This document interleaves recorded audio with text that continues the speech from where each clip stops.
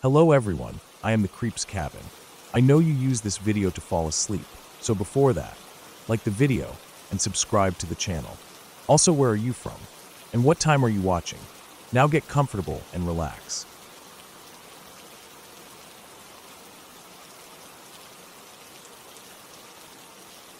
I was about 14 when we moved into that place. Looking back now, I don't know how we ended up in that house. It was one of those big, old houses that just screamed history. The kind of house you'd see in a movie about haunted mansions or abandoned castles.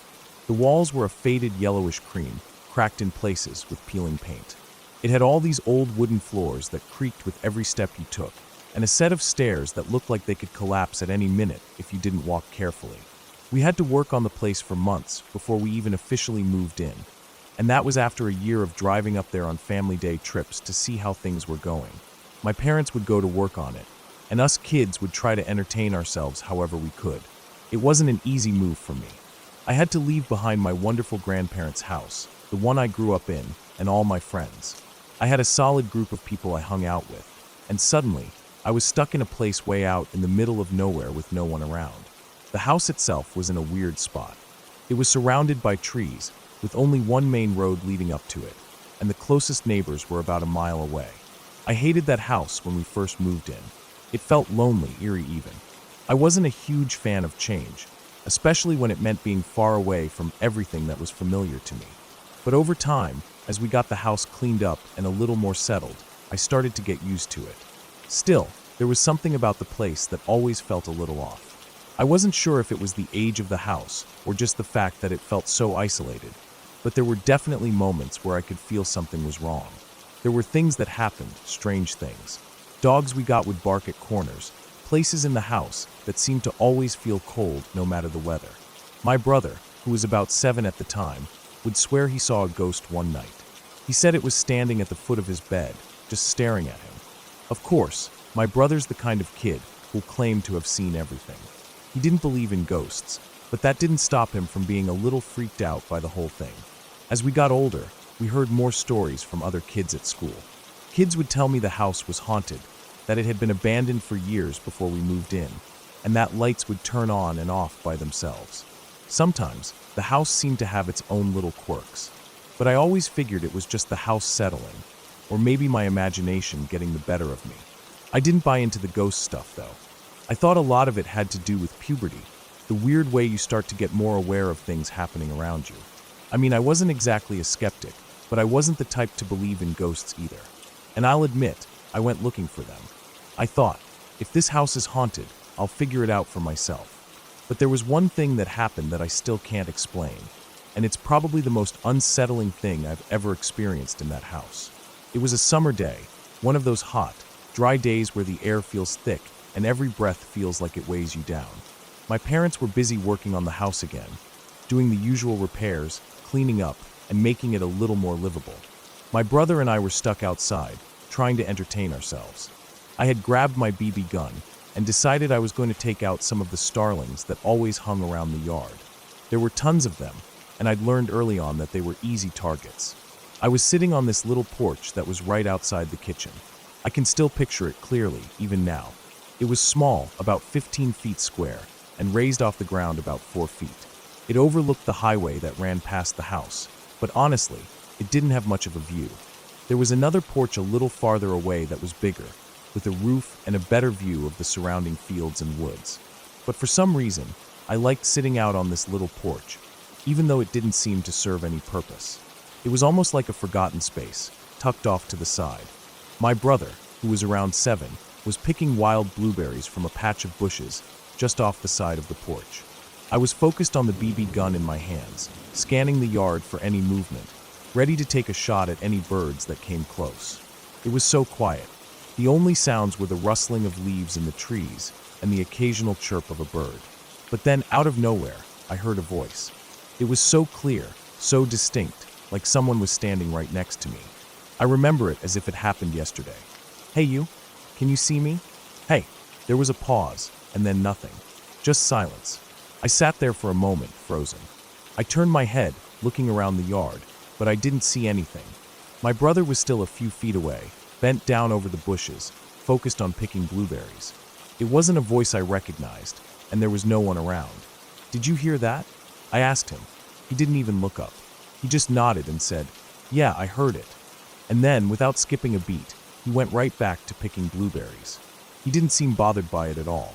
I don't know why, but I didn't go looking for whoever had spoken. Part of me was too curious to move. Part of me was too scared.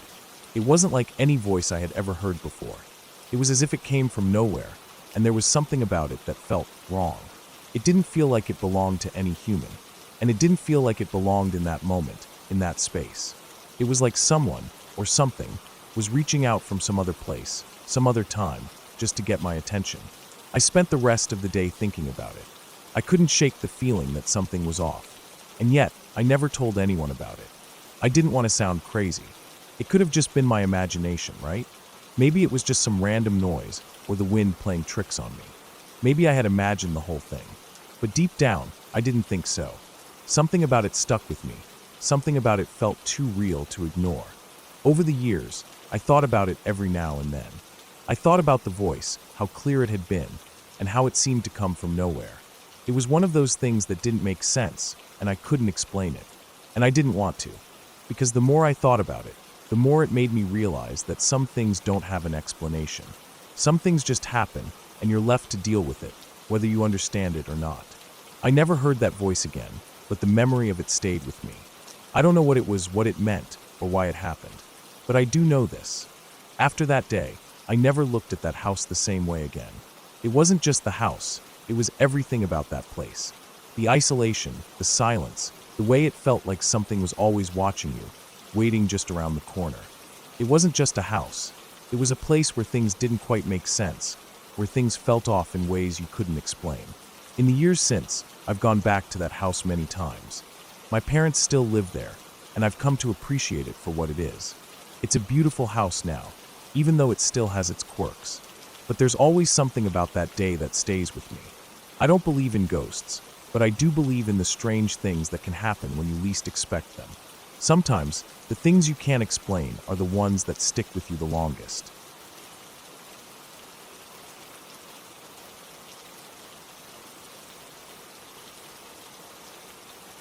We had always lived a pretty normal life in our little house in the middle of nowhere, Indiana. My parents built it themselves, on a piece of land surrounded by fields and woods, with no neighbors for miles. The house was nice, spacious enough for our family, and it felt safe. We had a few animals, mostly cats and dogs, and I always felt like we were kind of isolated from the rest of the world. My parents owned a small business, which was what brought some strange people into our lives from time to time. I was about 8 or 9 at the time, and I remember the man as clearly as if it were yesterday. It was one of those days when my parents had a meeting with a client.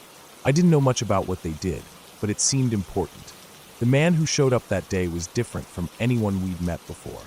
The black car with tinted windows pulled up in front of the house, and he stepped out wearing all black, black suit, black hat, and dark sunglasses, even though it wasn't sunny. He had an air about him, like he was too important for this place, too important for us.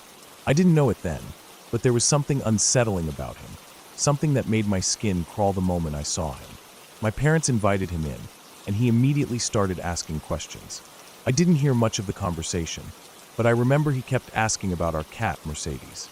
She was a black Persian, and while she was a beautiful cat, she was a bit of a loner.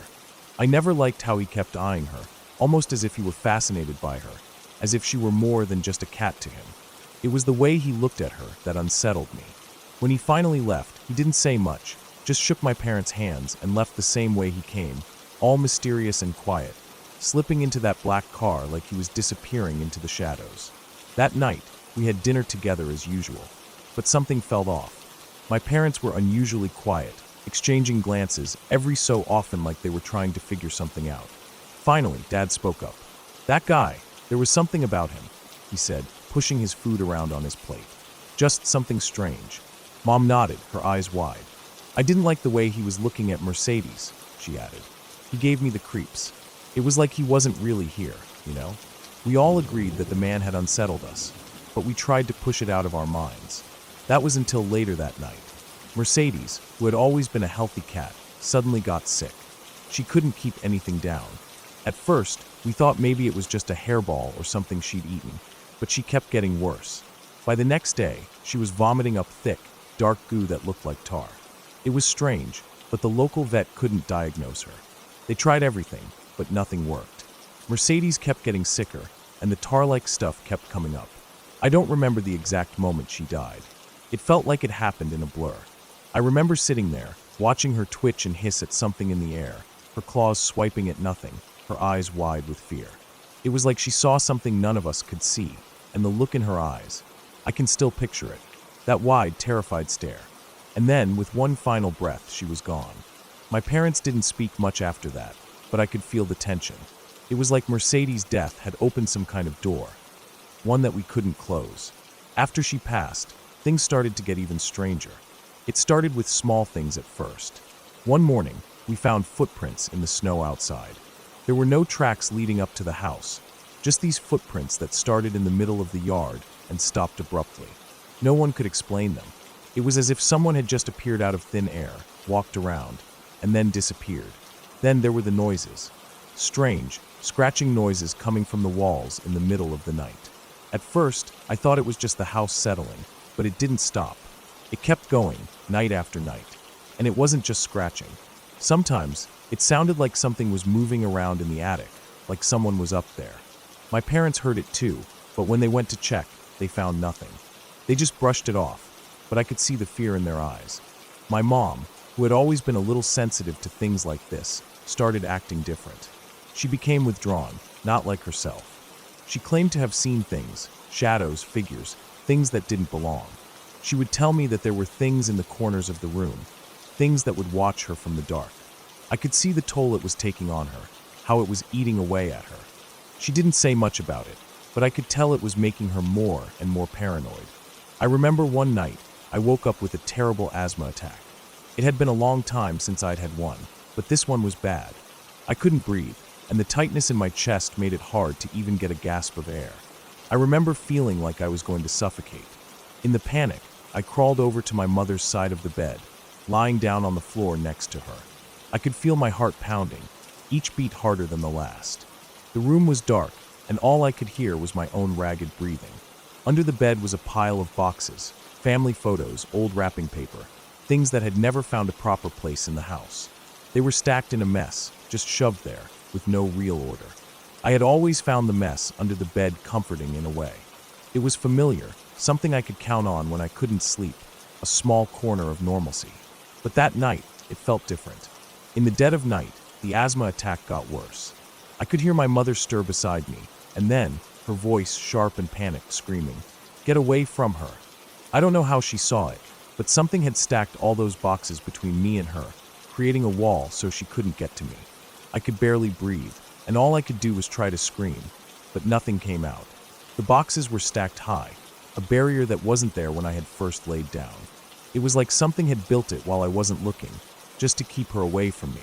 I remember hearing her, frantic, shoving the boxes aside, crying as she finally reached me. She gave me my inhaler, but she was shaking, and her hands were cold. She cried all night, and I didn't sleep a wink. The next morning, she never told me what she saw. I don't think she ever did, but I could see in her eyes that something wasn't right. We both felt it, the way the house had changed. It wasn't the same anymore. For months, strange things continued to happen. We had the house blessed, hoping that would help, but nothing changed. The noises, the feeling of being watched, it all persisted. At times, it would get better, but then something else would happen. A door would slam shut, lights would flicker, or we'd hear footsteps echoing in empty rooms. We tried everything we could think of, but it felt like something was just lingering, waiting. Eventually, things started to slow down. The activity wasn't as frequent, but it never really stopped. My parents never spoke about it much, but I could tell it had taken a toll on them. The house was never quite the same, and while I grew up to be a skeptic, I still couldn't explain what had happened that winter. What had caused Mercedes to get so sick? What had been behind those strange noises and the boxes that stacked themselves? Why had my mother seen things that couldn't be explained? My brother and his family live in the house now, and they've told me they hear strange sounds sometimes, but nothing like what happened to us. Nothing is terrifying. They've learned to ignore it, just like we did after a while. I still don't know what happened, but but I've convinced myself that it was all in our heads, that it was just a series of coincidences. But deep down, I know there's something more. I just don't know what, and maybe it's better that way.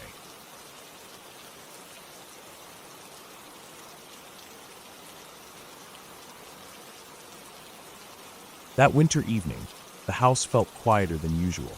My aunt had just put my cousin, who was 3 at the time, to bed and was heading downstairs to unwind. The weather outside had turned bitter cold, with the wind howling against the windows. It was one of those nights where everything seemed still, almost too still. My uncle had started a new job that required him to work night shifts, and this evening, he was working late, leaving my aunt and cousin alone in the house. I remember my aunt telling me how, after tucking my cousin into bed, she'd gone through the usual routine. They'd read a bedtime story, made sure the room was cozy, and kissed my cousin goodnight. Of course, like clockwork, my cousin had asked if her imaginary friend, Bobby, was also going to bed. My aunt had simply nodded, humoring her, saying that yes, Bobby had to go to bed too. My cousin had always been so insistent on Bobby's presence, and it wasn't the first time my aunt had gone along with it. For a while, she'd been worried, but after reading up on child development, she convinced herself that this was just a phase. A lot of kids had imaginary friends, after all. It wasn't anything to be overly concerned about, at least that's what the books had said. The house itself was a quaint, 2-story home, and the stairs creaked with every step. It was one of those old-fashioned houses that still had a charm to it, but also a sense of eeriness, especially at night when the shadows stretched long and the wind rattled the window panes. As my aunt descended the stairs, she felt a rare moment of relief, the quiet finally descending over the house after the chaos of getting a toddler ready for bed. She was looking forward to a cup of tea and perhaps watching a little television before heading to bed herself. But then came the call from upstairs. "Mom, you forgot to turn the light off." My cousin's voice rang out, clear and sharp in the still house. My aunt sighed. She hadn't noticed, but she didn't mind. It was something small, nothing out of the ordinary. She turned on her heel and began to walk back up the stairs. Her mind was preoccupied with the thought of a warm drink, a few minutes of peace. When she reached the top stair, something caught her eye, something strange. The light in my cousin's bedroom flickered off. My aunt froze. The switch was on the opposite side of the room, near the wall by the window. It was high up, far out of my cousin's reach. My aunt hadn't even gotten to the door, yet when she heard my cousin call out, "It's okay, Mummy," Bobby turned it off. Panic surged through my aunt like a shock to the chest. Her breath caught, her heart started to pound. She didn't know what to do. She knew my cousin was still in her bed, tucked up tightly under the covers. There was no way she could have reached the switch. Yet somehow the light had gone off. A cold wave of dread rolled through my aunt as she pushed the door open, almost afraid of what she might find. My cousin was still there, exactly where she had been left, curled up in bed, clutching her blanket. The room was still and silent, except for the low hum of the house settling in for the night. But my aunt couldn't shake the feeling that something wasn't right. She stood there in the doorway, trying to rationalize what she had just witnessed. Was there a draft? Was it a trick of the light? But nothing made sense. The switch was too far away, and my cousin couldn't have turned it off. My aunt, now on edge but trying to keep it together for my cousin, forced a smile. "Good night again," she said, trying to sound normal. She closed the door quietly, turning back toward the stairs as quickly as she could. Her mind was racing, her body stiff with unease. When she reached the bottom of the stairs, her hands trembled as she grabbed the phone. She dialed my uncle at work, her voice shaky as she explained what had just happened. My uncle, concerned by the fear in her tone, immediately asked his supervisor if he could leave early, sensing something was wrong. He was home within the hour. My aunt, meanwhile, felt a tightness in her chest that wouldn't go away. The house, once a place of comfort, felt like a prison now. She said she couldn't imagine going back upstairs, even if the house had caught fire. The fear had gripped her that tightly. When my uncle arrived, he found my aunt pacing in the living room, her eyes wide with anxiety. He tried to calm her, but he could tell something had shaken her to her core. They didn't talk about it much that night, and my aunt didn't sleep. She sat in the living room, clutching the phone, staring at the clock as time dragged on. The next morning, after my uncle had gone to work, my aunt sat down with my cousin over breakfast. She gently asked her if she had been playing with Bobby again. My cousin, looking sad and almost wistful, told my aunt that Bobby was upset and didn't want to leave, but that he had to because he was leaving because of the bitch. The words hit my aunt like a slap in the face. The conversation had been calm up until that point, but the way my cousin said it, so matter-of-factly, sent a chill up my aunt's spine. "What did you say?" my aunt had asked, her voice quivering. "Where did you hear that word?" My cousin's eyes widened, innocent but firm. "That's what Bobby said when he left, Mummy," she repeated. "He said he was leaving because of the bitch." My aunt, her heart racing, couldn't understand. Bobby had never spoken to her like that, had never shown any signs of being anything but a typical imaginary friend, even though she'd grown increasingly uneasy with the situation. But now, hearing that word, coming from a 3-year-old of all people, set something off in my aunt that she couldn't explain. She knew she had to stop it, end it once and for all. That evening, after putting my cousin to bed, my aunt sat on the edge of the bed and told my cousin that Bobby couldn't stay anymore. He had to go. There was no room for him in their lives any longer. My cousin had been quiet, her little face scrunching up as if she were on the verge of tears. But she finally nodded, a single tear slipping down her cheek. She said goodbye to Bobby in her own way, though the air around them felt heavy with something unspoken. A few days later, my aunt casually brought it up again, asking my cousin where Bobby had gone. My cousin looked up, her eyes wide with innocent confusion. Then she said something that would forever haunt my aunt. "What is a bitch, Mummy?" The horror in my aunt's chest tightened again. She asked where she had heard that word, but my cousin couldn't answer. She said it came from Bobby when he left. For the next few days, there were no more mentions of Bobby. No more references to the imaginary friend who had been part of their lives for months. It was as though Bobby had never existed. My aunt could only breathe a sigh of relief, but something inside her nagged at her, an unsettled feeling that refused to leave. After that, life returned to a sort of normalcy. The house didn't feel quite as eerie, though my aunt couldn't shake the unease. She kept wondering if she had done the right thing by pushing Bobby away. But in the back of her mind, there was always the question. Had Bobby really been just a figment of my cousin's imagination? Or had something darker been playing out in their home? Something that my aunt had been too terrified to fully comprehend? Whatever the truth was, my aunt never spoke about it again. And after a while, neither did my cousin. The matter was closed, but my aunt never forgot the unease she had felt that night, when she'd seen the light switch turn off by itself, when her daughter had spoken that chilling phrase. She often wondered if Bobby had ever truly left.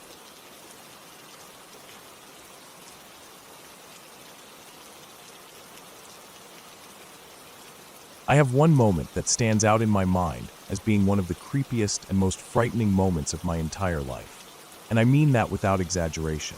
I don't scare easy. I've had my share of weird encounters, unsettling people, the usual bizarre stuff you come across just living life. But this one night still sticks with me years later. It hit a different part of my brain, one that I didn't know existed until that moment. Let me just say up front that I'm not religious. I didn't grow up going to church, I never went to Sunday school, and I never thought much about any of that stuff. I don't believe in ghosts, demons, heaven or hell, or anything like that. But this night made me feel like maybe I had been wrong. Or at least, that there was something out there that didn't fit into what I understood about the world. It started simple. Just me and my buddy, out late at night, exploring like we always did. It wasn't the smartest hobby, but we liked poking around old places. There was this house on the edge of town that had been falling apart for years. Everyone knew about it, but nobody ever did anything to it. No construction, no renovations, no cleanup. It just sat there, like it was waiting to collapse in on itself. The town had officially condemned it a while ago, which meant it was technically off limits, but that never stopped us. That night we were out with nothing to do and figured, why not go check it out? The house looked like a strong wind could knock it down. The roof sagged in the middle, the windows were either shattered or boarded up, and the siding had peeled off in huge chunks. The front steps were mostly gone, and the front door had a single plank nailed across it at an angle. That was the town's idea of keeping people out. One plank. The door itself wasn't even locked. It just pushed open when you leaned on it. Terrible planning. We walked right in without a problem. Inside, it smelled like wet rot and dust. There was this deep, damp smell that felt like it clung to the inside of your nose. The floor creaked with every step. Some of the boards were split or had holes, and we had to test each step with our feet before putting full weight down. We were using our phones for light, just pointing them around the room as we went. The wallpaper was peeling in long strips. One of the rooms had a ceiling with a huge hole in it, and you could see straight up into what must have been a bedroom. Broken furniture, collapsed shelves, old junk everywhere. But nothing that felt out of the ordinary for an abandoned place. We agreed not to go upstairs. That was obvious. The stairs looked like they wouldn't hold the weight of a squirrel. It wasn't worth the risk. So we stuck to the first floor and just wandered from room to room, not really saying much, just looking. Then at some point, my friend sat down on this old chair in one of the corners. It looked like it might fall apart, but he didn't seem to care. I sat down against the wall across from him. We were tired, and it was kind of peaceful in a weird way. It was quiet, really quiet. No wind, no bugs, just still air and the occasional pop from the old wood settling. We started talking.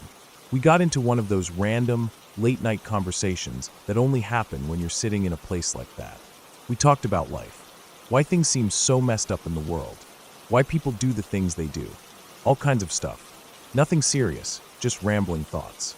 I remember I was fiddling with a loose piece of wallpaper near my shoulder, just peeling it away from the wall as we talked. The house felt like it had a personality, like it had been listening to us. That's the only way I can describe it. It was like sitting inside a living memory. Everything was still and broken, but there was a weight to it. Then my friend said something. I don't remember his exact words, but it was something crass. Something about how if there was a hell, he was definitely going there. He laughed after saying it, like it was just a dumb joke. He said, "Oh shit, I'm totally going to hell." Just like that. And that's when it happened. From the other side of the room, from the direction of the hallway we had just come from, a voice spoke. A man's voice, raspy, deep, older, clear as day. "Speak of the devil, and he shall appear." That's all it said. Just that one sentence. The voice wasn't yelling, it wasn't whispering. It just said it, calm and flat, like a statement of fact. We froze. I don't mean we stopped moving. I mean we froze, like our bodies locked up. It felt like my blood had turned cold. I looked at my friend, and he looked at me. His mouth was open a little, and he didn't blink. I could see the light from his phone shaking in his hand. The fear that hit me in that moment didn't feel like any other kind of fear I'd ever had. This wasn't like being scared of an animal in the woods or a noise at night. This was deep, raw fear. Fear that something was wrong on a level I couldn't even explain. After what felt like a year, but was probably just a few seconds, my friend finally moved. He lifted his phone and pointed it toward the hallway. We both stood up. I held my phone out too, the light sweeping across the walls. That part of the room had a doorway that led toward the back of the house. We slowly moved our lights over to it. And that's when we saw him. A man, standing right in the hallway, halfway in the shadows. He was wearing a suit, a black one, neatly pressed, with a fedora like something out of the 1940s. I could see the shine of his shoes and the sharp crease in his trousers. His posture was straight, his arms at his sides. He wasn't looking at us, not directly. It was like he was just standing there, waiting for something. Then he turned, calmly, not in a hurry, and he walked through the back door of the house. Neither of us said anything. We both ran. We took off through that back door after him, just on instinct. We burst outside into the night air and looked up and down the road. Nothing. Not a single person in sight. The road was dead silent. One straight stretch. No turns, no alleys. Nothing for at least a mile in either direction. No streetlights either, just moonlight. And the man was gone. We ran out into the road, looking everywhere. Checked around the house. Nothing. It was like he had vanished. There was nowhere to hide. No cars driving by. No footsteps. Not even the sound of someone running away. Just gone. We stood there for a long time, trying to make sense of it. I felt like my skin was buzzing, like I couldn't get warm again. My mouth was dry, and my heart was still pounding. I remember looking at my hands and seeing that they were shaking. We didn't say anything for a while, just stood there, staring at the empty road. Eventually, we walked back to town. Didn't even go back into the house to grab anything we might have left. We just left it. The whole way back, we kept turning around, checking behind us. Like we expected to see him walking behind us, just calmly following. But there was never anyone there. We never went back to that house. Not once. We didn't talk about it much afterward either. Maybe a few times, but mostly we avoided it. It was like neither of us wanted to put it into words. Like speaking it out loud might bring it back. I've tried to come up with explanations. Maybe someone was living in that house and messing with us. Maybe it was a squatter who happened to be dressed like that. But it doesn't make sense. We were in there for a while. We would have heard someone else moving around. And where did he go afterward? He didn't run. He just walked. And then he was gone. Even weirder, I looked into it later, just trying to see if anyone had reported anything strange about that house. There wasn't much, but there were rumors. Stories about someone who used to live there who dressed like that. A man who disappeared back in the 1950s. Never found. His name came up once in an old newspaper I found online. No photo, just a brief mention. But it gave me chills when I read it. I don't know what we saw. I don't know who that man was. Maybe it wasn't anything supernatural. Maybe it was just a really weird coincidence. But I can tell you one thing. That voice, that sentence, the way he looked, it felt evil. Not in a horror movie way. Just wrong. Like something that didn't belong here. I still think about it sometimes. Usually late at night. And every time I do, I feel that same cold feeling in my chest. Like the world isn't quite as solid as I thought it was. I'm not religious, but I know what I saw, and I know what I felt. And if that was some kind of joke, it was a damn good one. But it didn't feel like a joke. It felt like a warning.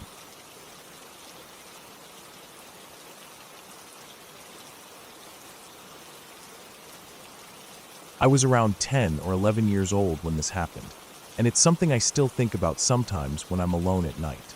At the time, my mom worked at a dental clinic about an hour away from where we lived, and my dad always picked her up from work. He usually left around 6 or 6:30 in the evening and didn't get back until after 8:30 or sometimes even 9. That meant me and my older sister were usually home alone for a couple of hours each evening. It wasn't a big deal. We were used to it. My sister was about 15 then, and we had our routine. We lived in a 2-story house in a quiet neighborhood. It wasn't a fancy place or anything, but it was decent. The kind of house where everyone knew their neighbors, and it felt safe. The front door opened into the living room, which connected to the kitchen and dining area. There was a stairway leading up to the bedrooms, and beside the stairs, there was a hallway that went past a small room used for storage. That room connected to the garage, and also had a door leading down to the basement. The basement was always a little creepy. It was unfinished and kind of cold, with that smell of damp concrete and old cardboard boxes. We didn't go down there often except to grab something like old toys, holiday decorations, or tools. It was early fall, and the nights were starting to get darker earlier. I remember it was a Friday night, and I had just finished watching some cartoons. It was around 8 or so, and I was in the kitchen finishing up some leftovers for dinner. My sister was upstairs in the living room, which had a big couch facing the TV. She was scrolling through her phone, probably texting or watching something online. The house was mostly quiet except for the hum of the fridge and the occasional sound of a car driving by outside. After I finished eating, I rinsed off my plate and left it in the sink. Then I started heading upstairs. The lights were off in the hallway, but I didn't think much of it. I wasn't scared of the dark. I'd walked past that hallway and the door to the basement hundreds of times. It was just part of the house. But as I got halfway up the stairs, something happened that I'll never forget. From the direction of the basement door, I suddenly heard a voice. It was deep, way deeper than any normal voice I'd ever heard. It was almost like a growl, and it said, "Well, hello." It didn't sound human. That's the part that messed with my head the most. It sounded wrong, like something trying to sound human, but failing. My whole body froze. I didn't move for maybe half a second, and then adrenaline kicked in. I bolted. I scrambled up the rest of the stairs like my life depended on it. I didn't even look back. I didn't care what it was or who it was. I just knew I needed to get away. My feet barely touched the steps as I ran, and when I got to the top, I didn't stop. I dove behind the couch in the living room where my sister was sitting. She looked over at me like I was crazy. I was breathing hard, heart pounding so loud I could barely hear anything else. I couldn't even speak at first. I just crouched there, shaking. It took me a few seconds to finally whisper to her that someone was in the house. I told her what I heard, and I could see the change in her face. At first, she looked annoyed, like I was playing a prank. But then she saw how pale I was, how scared I looked. She got up quickly and locked the door to our room. We both sat there for a moment, listening. At first, there was nothing, just silence. And then, faintly, we heard something downstairs. It wasn't the voice again. It was more like a thump, something being moved or bumped into. That was enough for us. My sister grabbed her phone, and called 911. The dispatcher answered, and she explained everything as clearly as she could. They told us to stay where we were, to keep quiet, and that officers were on the way. We waited. Every creak of the house made me jump. We didn't hear the voice again, but there were more noises. Faint, but definitely real. Like someone was walking around down there. I kept thinking about the voice, about how close it had sounded, like it was standing just behind the basement door. It felt like forever, but it was probably only 10 or 15 minutes before the police showed up. We heard the knock on the front door and the shout of officers announcing themselves. My sister ran down and let them in. They came in with flashlights and their hands on their holsters. One of them stayed with us while the other two started checking the house. They went room by room. They looked through the kitchen, the garage, and finally, they opened the basement door. I held my breath. I couldn't see down there, but I could hear them moving. Then one of them called out that they'd found something. They came back up a few minutes later and asked us some questions. They told us the window in the basement was open. It looked like it had been pried open with something. There were several smashed beer bottles on the basement floor, and they found a crumpled blanket in the corner behind some boxes. Someone had been staying down there, probably for at least a day or two. The worst part was that we hadn't even noticed. We almost never went down there. He could have been hiding in that basement while we were just going about our day upstairs, watching TV, eating, sleeping. It made my skin crawl. The officers told us we were lucky. They said the man was probably drunk and maybe didn't mean to hurt anyone, but that didn't make it any better. The fact that he was in our house, saying things like that from the shadows, it made me feel sick. They caught him later that night. He had broken into another house a few blocks away and was trying to steal more booze from their garage fridge. Apparently, he was some local drifter who'd been arrested a few times before for breaking and entering and stealing alcohol. After that night, my parents installed locks on all the basement and ground level windows. They even got motion sensor lights for the backyard and garage. My dad reinforced the basement window with bars. We didn't take any chances after that. For a while, I couldn't walk past that basement door without feeling uneasy. I'd speed walk up those stairs like something was behind me. Even now, years later, I still get nervous when I hear strange noises at night. What messed with me the most wasn't just the voice. It was knowing that someone had been there, hiding, listening, watching. And the way he said those two words, well, hello, like he was waiting for me, like he wanted me to hear him. I don't know what would have happened if I had gone to check the basement that night. I don't like thinking about it. It was real as anything.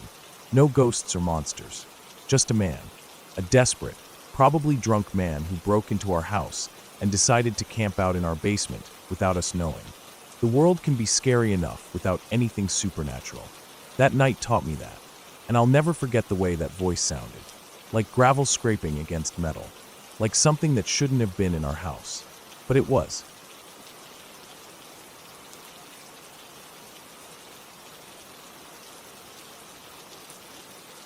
When I was little, only about 1 or 2 years old, my parents and I lived in a house in a neighborhood that was, to put it kindly, a little rough around the edges.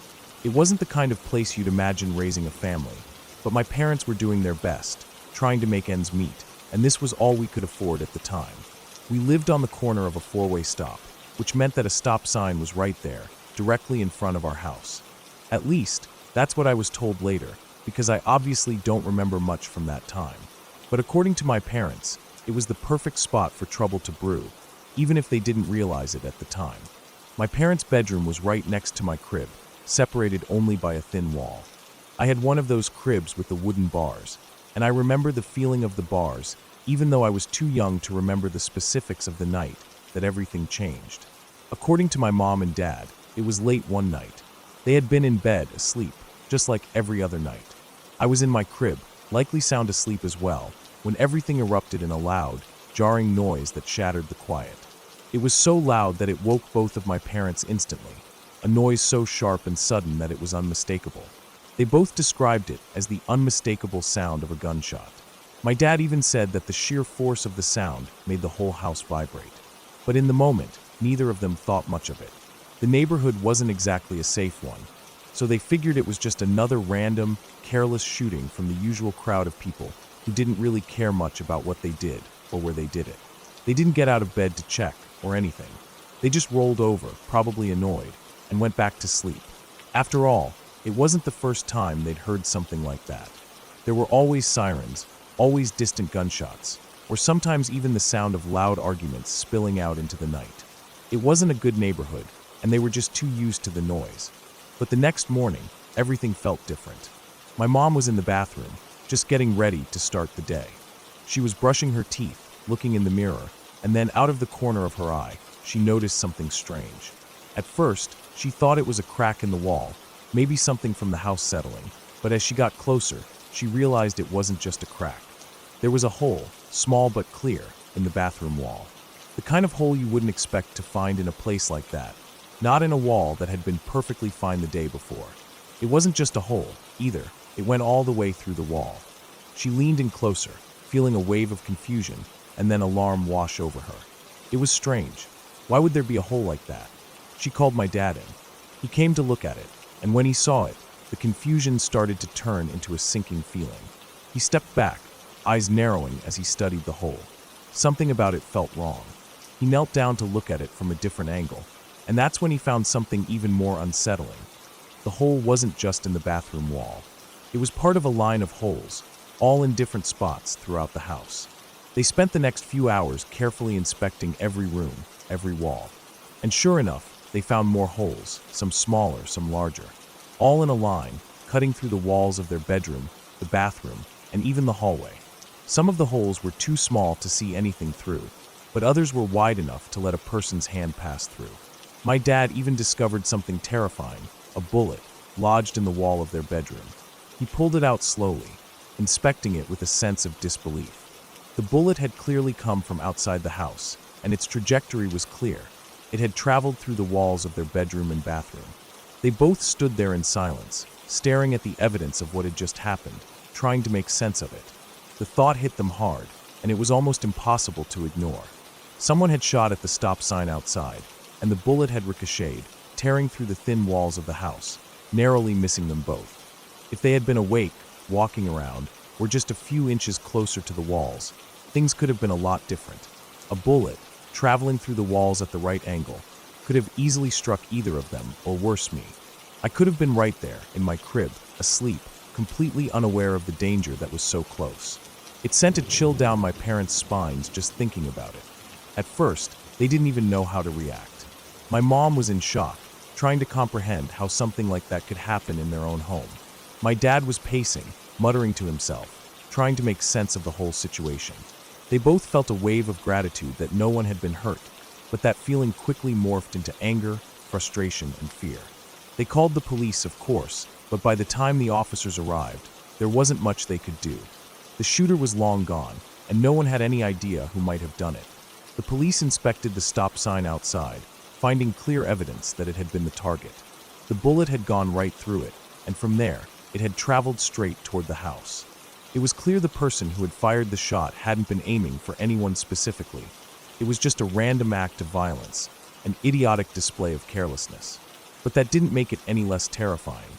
My dad took it a step further, checking the angle of the bullet holes and doing some quick math in his head. The path the bullet had traveled was a little too close for comfort. It had been a shot from a distance, fired from somewhere down the street, probably from a passing car or from a person just standing on the sidewalk. The fact that the bullet had so easily traveled through the walls of the house showed just how fragile those walls were. The whole thing was an accident, yes, but a dangerous one. It could have killed someone, and that realization hit hard. By the time the police left, my parents were both shaken. It wasn't just the physical damage to the house that bothered them. It was the fact that someone had randomly fired a gun and that it had almost hit them. It was the randomness of it, the utter carelessness, that made everything feel so much worse. They couldn't shake the feeling of vulnerability, the idea that something like that could happen to anyone, anywhere. My parents decided, almost immediately, that they couldn't stay there anymore. They'd already been thinking about moving before, but this event solidified it. They didn't want to live in a neighborhood where things like that could happen. They didn't want to raise me in a place where it was normal for bullets to fly through your walls. So a few weeks later, they packed up our things and moved to a new house, one in a safer neighborhood, far away from that street corner where random gunshots could tear through your walls. It wasn't an easy move, but it was necessary. Looking back, I realized just how close we came to something terrible happening. I was too young to remember the details, but my parents always talk about how it affected them, how it left a lasting impression on both of them. For years afterward, whenever they'd talk about that house, they'd bring up the bullet holes, the gunshot, the way they felt when they realized just how close they had come to losing everything. It wasn't just a wake-up call. It was a reminder of how quickly things can go wrong, how random and senseless violence can affect anyone, anywhere. It wasn't a ghost or some sort of mythical creature, but in its own way, that gunshot, the holes in the wall, and the bullet that could have easily ended our lives, those things left their mark.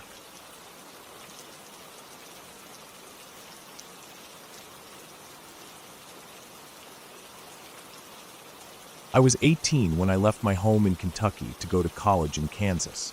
I was excited, nervous, and just ready to start the next chapter of my life. My parents drove me out there at the start of the semester, helped me move in, and then they turned around and headed back. I didn't have a car on campus the first couple of months because I was relying on the college shuttles and public transport. My family was about 8 hours away, so I didn't get to see them often, but when Thanksgiving rolled around, I was excited to go back home. The plane ride was fine, and when I arrived in Kentucky, my parents were happy to see me. We spent the week together, and when it was time for me to go back to Kansas, I decided to drive my car back instead of flying. I thought it would be a nice, calming road trip, something to do on my own to clear my head before heading back to the grind of college life. The drive wasn't bad at first. I had my music on, I was in a good mood, and the weather was fine. I remember it was late November, so the fall leaves were almost gone, but the roads were still pretty clear. The drive from Kentucky to Kansas is about 8.5 hours, straight across I-6470, and it wasn't anything out of the ordinary. It wasn't until later in the evening when things started to get weird. It must have been around midnight, or a little later, when I pulled off the highway to grab some food. I didn't want to stop too much, but I was getting hungry, and Denny's was open. I pulled into the parking lot and saw a few cars in the lot, but it was mostly quiet, just the sound of a few truck engines idling in the distance. I went inside, grabbed some food, and it felt like any other roadside diner you'd find on a long stretch of highway. After eating, I walked back to my car and noticed an old gas station across the road. I wasn't in any hurry, so I thought I'd fill up before I hit the road again. The gas station looked old, really old. The pumps were those ancient ones that looked like they belonged in a museum, rusted metal and faded plastic. The kind of thing you'd expect to see in a movie, not in real life. But it was late, and I just wanted to get on with the drive, so I pulled into the full-service lane. There was an old man working there, probably in his 60s or 70s, wearing a faded red jacket and a baseball cap. He came out right away, walking with a slight limp, and I handed him my credit card when he got close. He told me I had to go inside to pay, which I thought was a little odd, but I didn't think much of it at the time. Maybe it was an old policy or something. I went inside, grabbed a soda, and stood in line. The inside of the place was as old as the pumps, with wood paneling on the walls and a few dusty items for sale on the shelves. The man ran my card on one of those old machines where you have to slide the card through and get the carbon copy. He handed me the copy to sign, and I left. The whole thing felt like it was stuck in another era, but I was just glad to get the gas and go. I didn't think much of the $20 I spent. Gas stations often have weird billing practices, especially in places like that, so I figured maybe it hadn't processed yet. Days passed, then a week, and I was back at school. Life went on, and I didn't give the whole thing a second thought. But I did notice that $20 never showed up on my credit card statement. I thought maybe it was a glitch or something to do with the old machines, but honestly, I just brushed it off. It was $20, nothing to get worked up over. A few weeks later, it was time to head home for Christmas. I invited one of my roommates, James, to come with me since his family was out of the country for the holidays. James was excited about the trip, though he was a little nervous about the long drive. I figured we could make a fun road trip out of it. I picked him up in the morning, and we hit the road around noon. The drive was uneventful, and after a few hours, we pulled off for food. I remembered the Denny's from last time, and I figured it was a good stop for a quick meal. This time, it was around 5 p.m., and the sun was setting when we got there. The diner was just as busy as the last time, with a few truckers and families coming and going. I noticed something different, though. Across the road, where that old gas station had been, the place looked completely abandoned. The pumps were gone, and the building was boarded up. There were weeds growing through the cracks in the pavement, and the whole area had that eerie, empty feel of a place that had been forgotten for a long time. I asked the waitress about it when I went to pay. She seemed like she'd been working there for a while, so I figured she'd know. When I asked about the gas station, she looked a little confused at first, then told me it had been closed for at least 4 or 5 years. She said it had been too expensive to replace the old tanks, so the owner just shut the place down. She mentioned that it hadn't been in operation in a long time, and I was shocked. I looked over at James, who had been listening, and he just gave me a strange look. "Are you sure?" he asked. "I thought you said you stopped there just last month." I shook my head, thinking maybe I had misremembered. But no, I was certain. I could clearly remember stopping at that exact station, talking to that old man, and filling up my car. The pumps had been old, but they'd worked. The whole situation had felt strange, but I definitely filled up there. When we got back on the road, I couldn't stop thinking about it. I tried to brush it off, but something about it was just wrong. I told my family about it when I got home, and they just laughed it off. My mom said I must have gotten off at the wrong exit, and I couldn't argue with that. After all, I had been driving for hours, and my memory wasn't perfect. But it didn't feel like a mistake. I knew what I saw, and I knew what I remembered. The gas station had been there. I had filled up there. The strange thing was, as the years went by, I kept thinking about it, and the more I thought about it, the more I couldn't shake the feeling that something wasn't right. I didn't tell anyone about it again, not even James. I didn't want to sound crazy, but the whole situation gnawed at me. How could I have stopped at a place that didn't exist anymore? How could I have interacted with an old man who wasn't there when the station had been closed for years? Every time I passed that stretch of road, I remembered the strange feeling I had when I was there, and I wondered if I was just losing my mind. It was a little unsettling. There were no logical answers, no explanations that made sense. I couldn't remember taking a wrong exit, and I knew the details. Everything had been clear in my mind. To this day, I'm not sure what happened that night, and maybe I never will. Did I really stop at a station that had already been closed for years? Or was there something more to it? Whatever the truth is, it still creeps me out. The memory sticks with me, and every now and then, when I'm driving through the middle of nowhere, I think about that old man, the pumps, and that gas station that shouldn't have been there.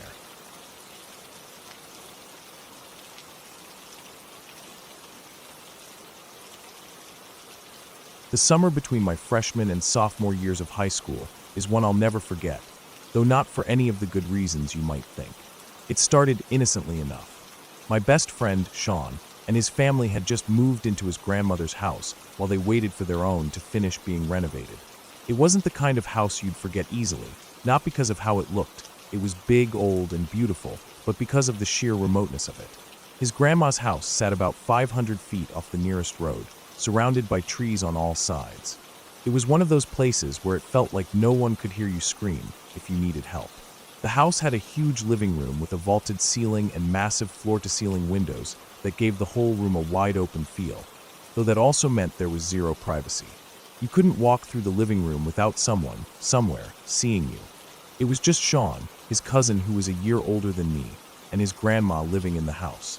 His cousin, Olivia, was a senior in high school and didn't really seem to care that much about having someone around her age to hang out with. She was cool, but also kind of distant, not the type to get too excited about random people hanging out at her house. The first night I stayed over there was a Saturday. It was around 1 a.m. when we were finally getting ready to crash. Sean's room was tiny, so we decided to set up camp on the 2 couches in the living room. We turned off all the lights, figuring we could watch a movie before falling asleep. But just as I was starting to nod off, I saw something move outside. It was faint, but it was definitely something, someone actually, walking along the side of the house, just past the massive windows. I nudged Sean, and we both froze, staring at the shadowy figure. It didn't look like someone just passing by on their way home. No, this person was walking slow, deliberately, like they were trying to stay hidden, but couldn't resist looking at the house. We watched for what felt like forever as the figure disappeared into the trees. Then I noticed something else, a small red light, almost like a cigarette, glowing from the tree line. I don't think either of us said a word at first. The air in the room grew thick, and my chest tightened. Sean, still frozen, grabbed his phone and texted his dad. Within minutes, his dad came downstairs and turned off the lights, and we all just waited in the dark, not saying anything, not even breathing. His dad stepped out onto the front porch and yelled, loud enough to reach the edge of the woods. That's when the red light in the trees vanished, and we heard the quick shuffle of footsteps moving away into the woods. The police arrived not long after, but by then, whoever it was long gone. They combed the woods with flashlights, but there was nothing. Just trees. No trace of who had been out there. The thing is, there were only 3 houses within a mile radius of his grandma's place. One had a family with small kids, and the other 2 were empty, or so we thought. No one lived around there except the occasional hunter. So where the hell had these people come from? That night, I didn't sleep. Not a wink. Every creak of the house made me jump, and every flicker of a shadow in the trees had me thinking someone was out there, watching. A few weeks later, another friend, Jason, came over to spend the night. We were all sitting in the living room, getting ready to watch a movie, just like before. But this time it was only about 10 p.m. when we noticed it. Another person standing by the window. Just like the first time, I felt my stomach drop, my heart racing in my chest. I swear I could almost hear my pulse thumping in my ears as we all stared at the figure, just standing there. Jason was the first to react. He bolted to the door, but by the time he opened it, the person was already gone, running back into the woods. Of course, once again, we could see the red glow of the cigarette from the distance. It felt like déjà vu, only this time it was worse. We didn't even want to go outside anymore. The thought of walking out there, not knowing who or what might be lurking just out of sight, was enough to make me want to stay inside and never leave. The strange thing was, there were never any clear patterns to when they showed up. Sometimes it was in the middle of the night, other times in the late afternoon, but they always seemed to be watching. Over the course of that summer, we started calling them the Watchers, though we still didn't know who they were, what they wanted, or why they were doing this. We tried to chalk it up to some bored kids from school who might be watching Olivia. She was attractive, and I guess if you were some high school kid with nothing better to do, that might seem like a fun idea, but it didn't explain everything. One night, they knocked on the windows. Loud, solid knocks, as if they were testing the strength of the glass. The knocking didn't last long, but when it stopped, I couldn't shake the feeling that they were out there waiting. And sometimes they didn't knock. They'd just stand there, just outside the tree line, smoking their cigarettes and staring at the house. It felt like they were waiting for something. Waiting for us to make a move, to do something wrong, or maybe just to show that we were scared. Then there was the time they shook the front door so hard that it set off the burglar alarm. We had all been sitting in the living room when the shrill sound broke the silence. It wasn't a subtle shake. The whole door rattled like someone was trying to force their way inside. By the time Sean's dad made it to the door and switched off the alarm, they were gone, but the fear still hung in the air. I remember the night they wrote on the window. It was a warm evening, and we were sitting in the living room, just chatting, when we saw it. The word hello was smeared across the window in red. It wasn't a perfect word, more like it had been hastily written with lipstick, but there was no mistaking what it said. It sent a chill straight to my spine. The only thing we could figure was that maybe they were trying to get our attention, but what for? We spent hours combing the woods during the day. We searched the tree lines, the game trails, the patches of underbrush. We even thought about asking around the other houses nearby, but something told me that even if we did, no one would have seen anything. It was like they were ghosts, they're 1 minute, gone the next, and we could never catch them in the act. After a while, we just started getting used to it. I wouldn't say we accepted it, but we didn't react as strongly when it happened anymore. It was like living in constant low-level fear, not knowing when the Watchers would show up, but also getting used to the fact that they would. Eventually, Sean's family's house was finished, and they moved out. We never found out who the Watchers were. To this day, it's still one of those mysteries that gnaws at the back of my mind. I still don't understand what they wanted, and honestly, I don't think I ever will. It felt like they were just out there, trying to get inside our heads. They could have been kids from school. They could have been strangers. They could have been anyone, and the scariest part of it all was that we never knew who they were or what they were after. What's worse is that they never seemed to care about being seen. They were just out there, watching us, and we were left with more questions than answers. What were they looking for? And why did they stop after Sean's family moved away? The truth is, I'll never know. But I do know that every time I hear a twig snap in the woods or see a shadow in the distance, I think of that house, of the Watchers, and of the feeling that someone is always watching.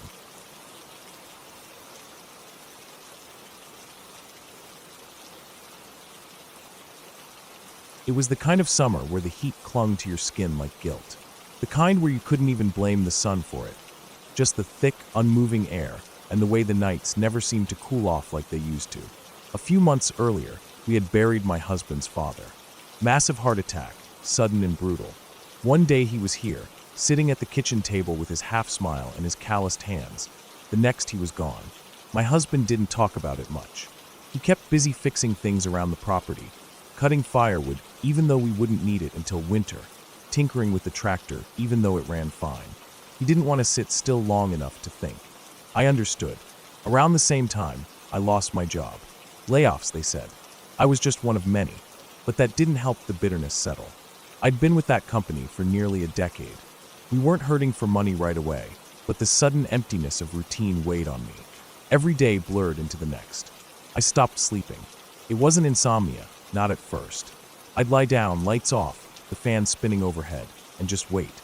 But my mind wouldn't stop. I'd think about all the things I couldn't fix.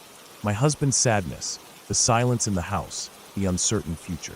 Eventually, I stopped trying. Instead, I stayed up. Every night. At first, I sat at the computer, scrolling through useless videos and forums, reading news I didn't care about. Then I started cleaning. It gave me something to do with my hands. The house was already clean, but I did it again anyway. I started reorganizing closets, polishing door handles, and then I turned to our tools. We're a gun family. Always have been. Not out of paranoia or any macho crap. Just the reality of living out where we do. Miles of woods in every direction. Nearest neighbors half a mile away. If something bad happens, it's you and your steel. So I'd pull out our guns, rifles, pistols, even the old double barrel, and clean them. Strip, oil, reassemble. Over and over. Sometimes I sharpened our knives too. The sound of metal against the whetstone was oddly soothing. That summer, we started having this problem with someone pulling into our driveway. Not once or twice, but regularly. It wasn't a neighbor. Like I said, we don't have any. And no one in their right mind ends up this far out unless they meant to. The first few times, I thought maybe it was just someone lost. Turned around. But it kept happening. Always at night. No one would get out of the car. They'd just sit there. Sometimes for 10 minutes, sometimes for nearly an hour. No lights. No engine running. Just sitting. Every time I called the sheriff, by the time a deputy made it out this far, the car would be gone. I wasn't surprised. Response time out here is what it is. They were always polite, but you could tell they thought I was either exaggerating or just bored. Maybe both. My husband saw it happen once, too. That was a rough night. He stood out on the porch with his rifle, just watching that dark shape in the driveway. We didn't say anything. The car backed out and left after a few minutes. Never turned its lights on. We didn't chase it. Something about it felt deliberate. Not urgent. Like whoever was inside wanted to be seen. Or not seen, I suppose. We installed motion lights after that. A couple out by the tree line, one on the barn, another near the front porch. They helped a little, but there were still blind spots. There always are. You can't light up 10 acres like a football field. That's just the nature of land. That night, I was sitting in the living room on the floor, cleaning our Smith & Wesson 12 gauge. It was just after 2 a.m. My husband was asleep in the back room. I had a tank top and a pair of underwear on. Home defense uniform, I joked to myself. It was hot, and no one was around to care what I looked like. The AC was broken again, and I had a fan aimed at me, blowing warm air. The gun was already clean. I was mostly just dusting and checking the action. Idle hands. The window to my left was open. Just a crack.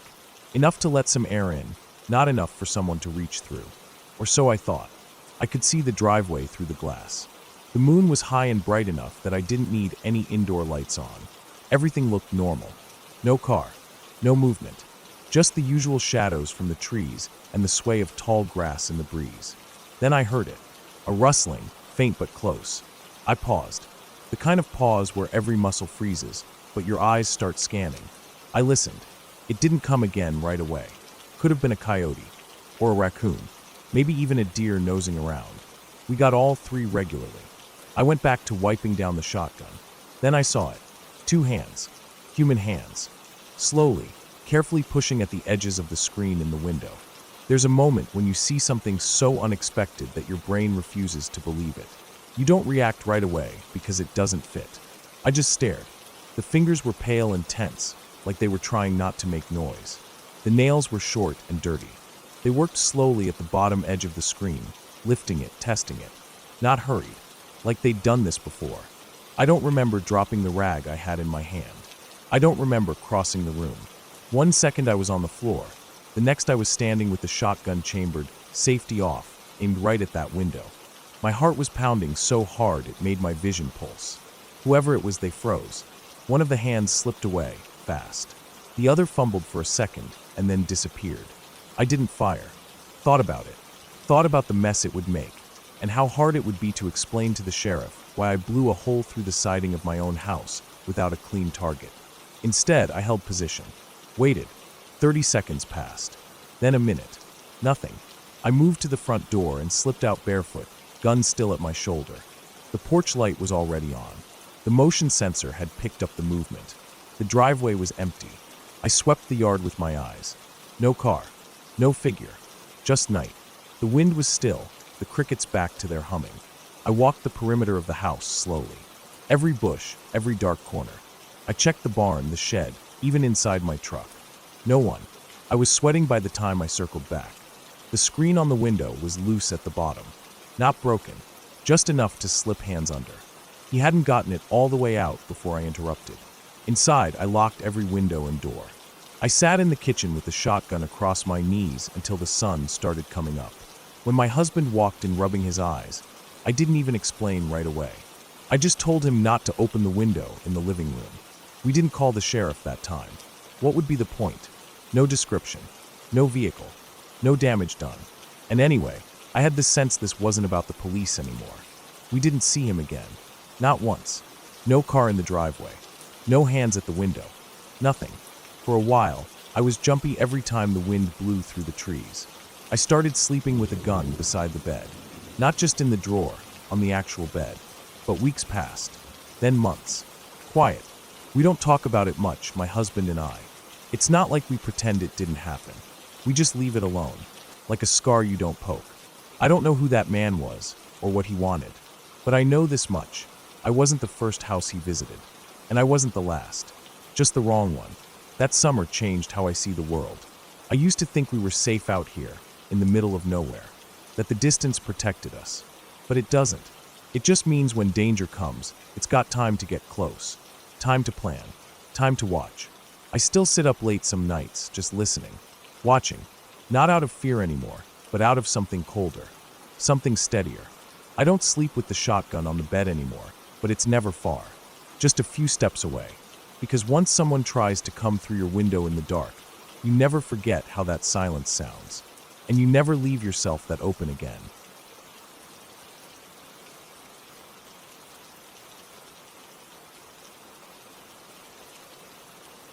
This story has been part of our family lore for as long as I can remember. My parents have always been a little cryptic about certain things, especially when it comes to what happened when we lived in that huge old house. I must have been around 8 or 9 at the time, and to me it felt like a place straight out of a horror movie. It wasn't just the size of the house, though that was a huge part of it. The house had a particular atmosphere that seemed off. It wasn't the type of spooky old house you'd see in movies with cobwebs hanging from the rafters or dust covering every surface. It was cleaner than that, but the kind of clean that felt unnatural, like someone was trying too hard to keep it spotless. It was like the house itself was always watching. We'd moved there with high hopes of making it our home, but looking back, I know now that something about that place wasn't right. Maybe it was the fact that the house had been built so long ago. No one really knew its full history. There was an old, crumbling fence around the property, and the backyard was full of towering trees that blocked out most of the sunlight. It wasn't so much the physical space that was unsettling, but the way it made you feel when you were inside, especially at night. Every creak of the floorboards, every gust of wind against the windows felt amplified. But it wasn't until one night, when my parents went out and left me and my brothers with a babysitter, that the first odd thing happened. My parents had gone out with some friends, and we were left in the care of a sitter we didn't particularly like. That night was just like any other. Nothing special. At least, that's what we thought at the time. When my parents came back later that night, they pulled into the driveway, and all 4 of them, my mom, my dad, and their friends swore up and down that they saw something standing in the top window of the house. It was a figure, tall and dark, standing perfectly still in the window. They couldn't see its face, but they were all adamant that it was there, watching them. None of them wanted to say anything to me and my brothers at the time, not wanting to freak us out, but the unease was clear when they came inside. My parents didn't let on that anything had happened, but I could tell something was wrong. They were all very quiet, like they were all trying to make sense of what they'd just seen. My dad went straight upstairs, and he did a thorough search of the house. He checked every door, every window, even the attic, just to make sure there was no way someone could have broken in. But everything was locked. No windows were open, nothing was out of place. Still, none of them could shake the feeling that something had been up there in that top window. It's strange now to think that they kept this from us. If I had known, I don't think I would have been able to sleep in that house anymore. The whole thing just felt off. My mom, though, she never talked about it until much later, after we had moved out of that house. She said that, looking back, she couldn't shake the feeling that whatever they saw that night was something trying to make itself known. But they never spoke about it again to us, not for years. Then there's another story, one that still makes my mom shiver when she talks about it. Before she met my stepdad, she used to live with her best friend in a small house. It wasn't anything special, just an old, slightly rundown house, but my mom swears it was haunted. Things would just move around on their own. Teddies from the bedroom would appear on the stairs, sometimes overnight, sometimes after just a few hours. They'd put them away, and the next day, there they were again, sitting on the stairs. But the thing that got to my mom the most was this old, rusty fork. It would turn up in the cutlery drawer no matter how many times they threw it out. My mom and her friend were convinced that something or someone was playing tricks on them. They didn't feel afraid, though just unsettled. They even gave the ghost a name. They called it Leslie, as if that made everything seem less eerie. It was like they were both trying to convince themselves that it wasn't something to be scared of. But to this day, my mom can't explain how the fork would just keep reappearing, like it had a mind of its own. That wasn't the only weird thing either. There were other small occurrences that they couldn't make sense of, but they didn't let it bother them too much. Years later, after my mom met my stepdad, they were still living in that house. My mom brought him over one evening, and they were sitting on the sofa, watching TV. Now, my stepdad isn't a person who scares easily. He's not one to believe in ghosts or spirits, but he also doesn't outright dismiss things he can't explain. So when he got up to go to the toilet upstairs and saw a man standing on the stairs, he didn't freak out. He thought he was just seeing things, maybe imagining it, especially since they'd been drinking that night. He went back downstairs and told my mom what he'd seen. But the strange part came when he described the figure. According to my stepdad, the man on the stairs looked just like my granddad, who had passed away a few years prior. He'd never seen any pictures of my granddad, and they'd never talked about him in detail. So for him to describe this man exactly as my granddad looked, right down to his posture, his face was unnerving. It was the kind of thing you couldn't explain away with coincidence. But my stepdad wasn't shaken up by it. In fact, he didn't even think much of it until my mom made the connection. It wasn't like he was saying my granddad's ghost was there, just that he had seen someone who looked exactly like him. Still, it was one of those moments that stuck with everyone in that house. Then, there was another incident that happened not long after. My stepdad was driving home late at night, and to get to our house, he had to pass by a graveyard. He's told the story a few times, and it still sends a chill down my spine. He was driving up the hill past the graveyard when he saw a woman standing by the side of the road. At first, he didn't think much of it, just someone out for a late walk or something. But as he got closer, he noticed something odd. She didn't have a face. My stepdad said it was like she was just a blurry, featureless shape. He thought maybe he was just tired, that he was seeing things, but it didn't sit right with him. When he drove past her and looked in his rearview mirror, she was gone. Completely. He drove back that same route just a few minutes later, but there was no sign of her. He didn't stop to tell my mom about it until he got home, but when he did, she was just as unnerved by it as he was. It didn't make sense. There wasn't anywhere for her to run off to, no other roads, no paths through the woods where she could have gone. But still, she had vanished, and that was the part that made him feel like something was wrong. Then, there's the stuff with my little brother. He was always the weird one, even as a kid. I remember one time, when he was around 3 or 4 years old, waking up in the middle of the night talking to someone. My aunt went in to check on him, and when she asked who he was talking to, he always said he was talking to his granddad, my granddad, the one who had passed away a few years before. My little brother never met him. He was too young, but he was adamant about it. It wasn't just once. It was every night for a while. My aunt would ask him, and he'd tell her all about his conversations with Granddad. Then there was the time, a few years ago, when my younger brother started talking in this strange, low voice. We were in the car, and out of nowhere, he said, something beginning with A. Me and my mom couldn't guess what it was. We tried for a good few minutes, but he wouldn't give us a clue. Finally, he said, ambulance. And then, in a really weird tone, he added, there will be soon. We laughed it off, thinking he was just playing around. But 3 minutes later, 2 ambulances drove past us, lights flashing and sirens blaring. My brother looked at us and said, told you so. We were all left in stunned silence. It didn't make sense. What had just happened? A few weeks later, we were driving again, and my brother did something similar. He told my mom, don't go on SSO Road. There's an accident. My mom just laughed it off, thinking it was just another weird thing my brother said. But sure enough, 10 minutes later, we heard on the radio that there had been an accident on that very road. It was too much of a coincidence. It was like he knew something was going to happen before it did. Maybe it's just my family, but weird things seem to follow us around. I don't know what to make of it all, but sometimes I wonder if there's something more to all these strange occurrences. None of us can explain them. My mom's convinced that my grandma, who passed away just over a year ago, is still around watching over her. And maybe, just maybe, she's right. But I don't know. It's hard to say. What I do know is that the strange happenings are part of who we are now. They always have been, and they probably always will be. I don't know if it's just my family that's like this, or if other people experience things like this too. But one thing's for sure, I'll never forget the way those moments felt. They don't make sense, but they've left a lasting impression on me. I don't think I'll ever fully understand them, but I know for sure that our house, our family, has always been different because of them.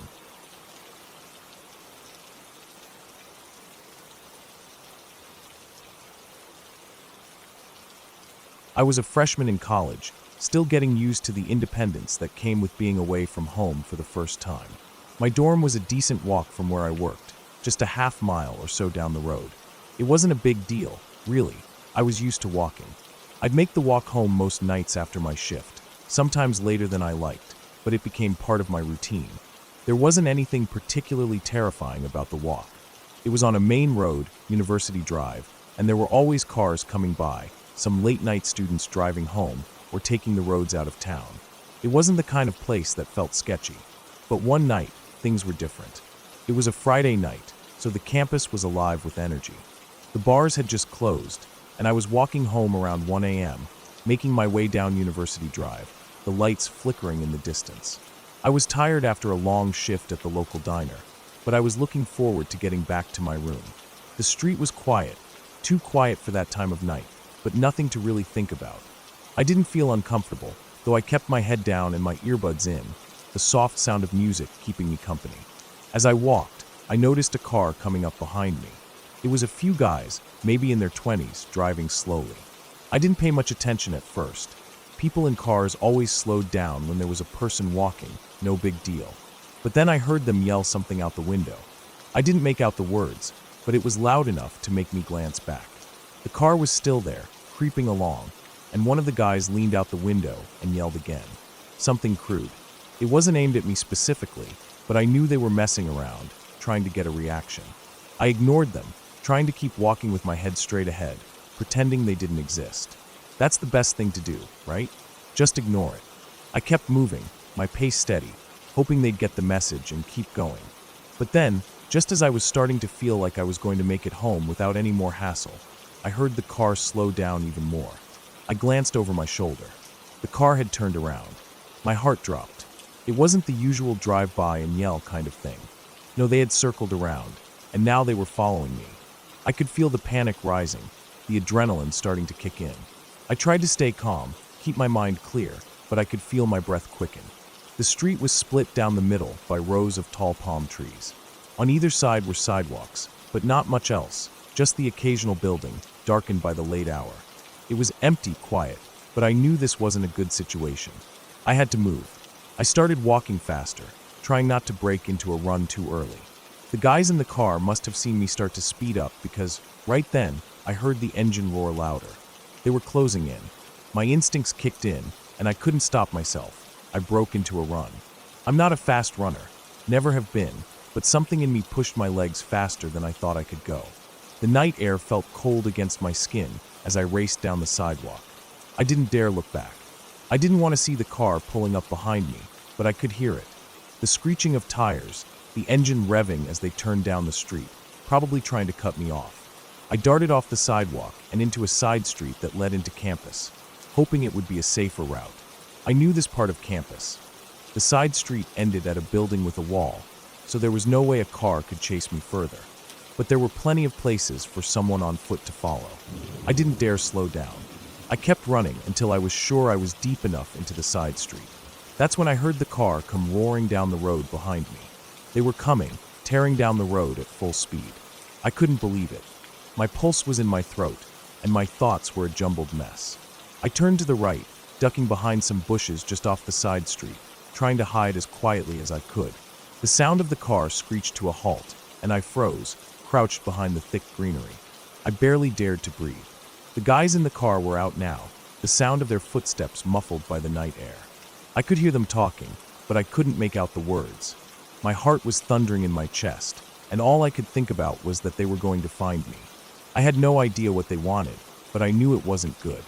I pressed myself as low as I could against the ground, hoping they wouldn't notice me. The palm trees and dark shadows around me helped, but I could still hear their footsteps. The guys were looking around, checking the paths, the open areas.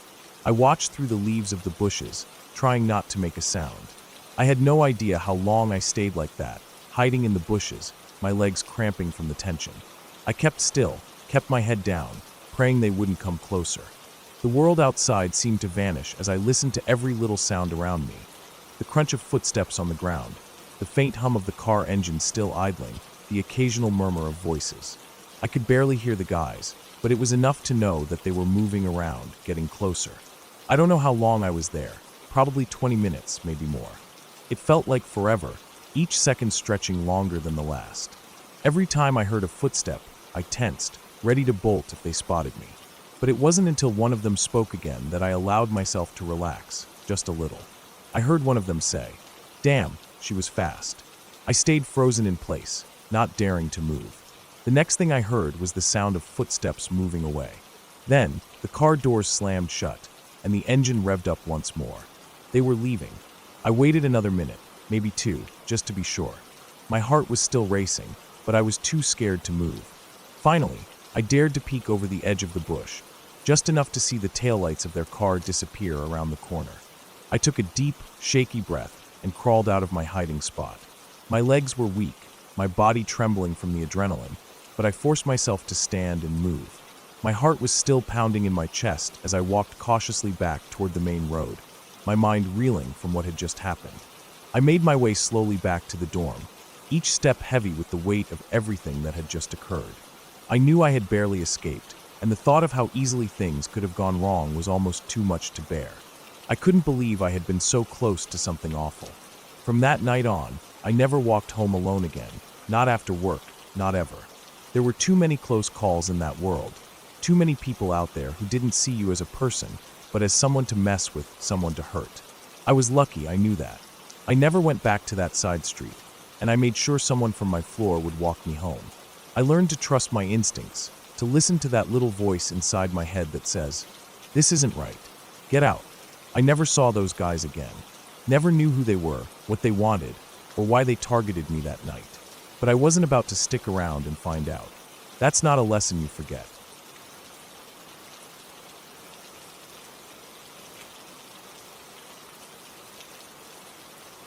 When I was about 12 years old, I went to a friend's birthday party that ended up being one of the strangest nights of my life. Her family lived in this huge, multi-story house in a quiet neighborhood. The kind of house where every room seemed to lead to another, and there were so many long hallways. I sometimes felt like I could get lost just walking from one end to the other. I wasn't the only one who found the house a little unsettling. My sister, who was a year younger than me, and I both got this odd vibe from the house. But we were kids, and we were going to a birthday party, so we didn't let it ruin our fun. There were about 8 of us there, all preteen girls, and her parents kept to themselves, mostly staying out of our way. It was one of those nights where the house seemed almost too big for us, like it could swallow us up if we weren't careful. The party was mostly typical. We played games, ate cake, and hung out. But as the night wore on, someone, maybe it was my friend's older brother, suggested we play hide and seek in the dark. At first, I laughed it off.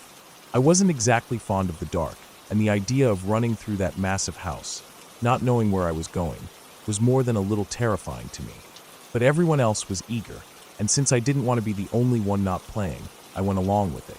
My sister, though, looked just as nervous as I felt, and when we were about to start, she pulled me aside and whispered, "I don't like this house. Something feels off." I nodded in agreement, but we didn't want to ruin anyone's fun, so we kept it to ourselves. The whole idea of being in that big house at night, in the dark, just felt wrong. Maybe it was the way the lights flickered as they went off, or how some rooms smelled a little musty, like they hadn't been used in years. Maybe it was the layout. There were too many rooms, all of them large and empty, with nothing but old furniture that seemed to have been moved around haphazardly. Once the lights were off, I felt even more uneasy.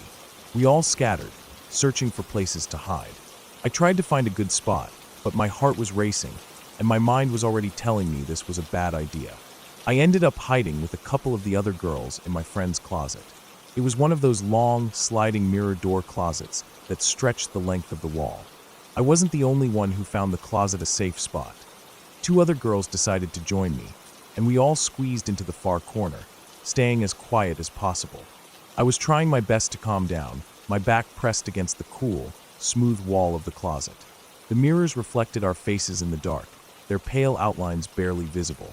I could hear the muffled footsteps of the other girls running around the house, looking for us, and the occasional sound of distant giggling.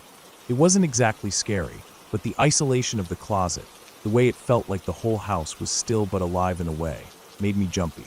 We stayed in there for a while, each of us holding our breath and trying not to make a sound. Then, out of nowhere, I felt a hand press against my back.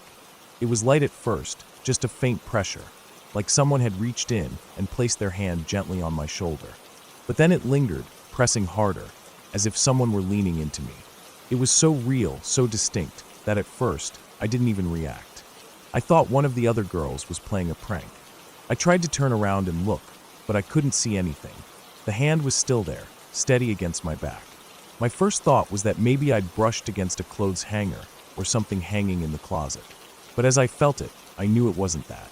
It wasn't cold or hard, like a hanger, but soft, like someone's warm hand. I reached back to feel it, but the hand was gone. I froze. It was so sudden, so jarring that I had no idea what to make of it. I felt around the space behind me, my heart pounding in my chest. I wasn't sure if it was a prank, but I had no way of knowing for sure. My fingers brushed against nothing. The hand, whatever it had been, was gone. "Guys," I whispered, my voice shaky. I heard the other girls in the far corner of the closet, and their voices immediately reassured me that no one had been standing behind me. They hadn't touched me. They hadn't even moved.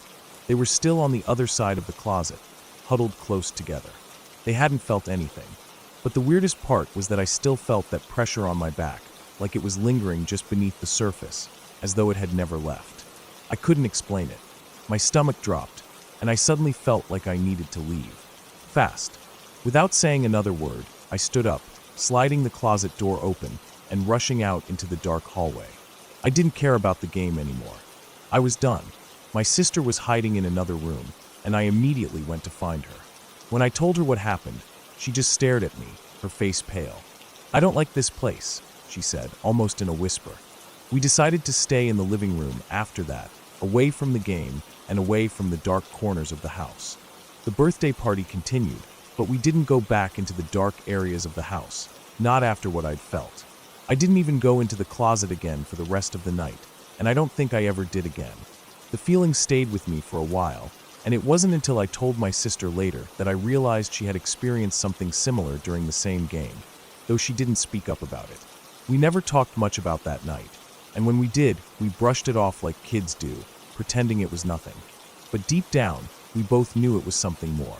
Even now, years later, I can still feel that sensation, that hand pressing into my back. I know I wasn't imagining it. It was real, and it was too real to dismiss. There was something about that house, something off about it, that neither my sister nor I could put into words. Maybe it was the size of it, or the way the air in the hallways felt thick, as though it were holding something back. Maybe it was the way the mirrors in the closet seemed to watch you, reflecting things that weren't there.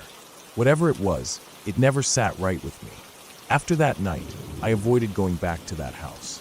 I didn't care how many parties they threw, or how fun it seemed. I couldn't shake the feeling that there was something watching, waiting, just beneath the surface. It wasn't something I could explain away, and it wasn't a feeling I'd ever forget. It wasn't a ghost, or something out of a fairy tale. It was just a strange, unsettling thing that happened in the dark, something real, but something I couldn't explain. And even though it might not have been something everyone else noticed or felt, I knew what I had experienced. Something about that night, and about that house, just never sat right with me.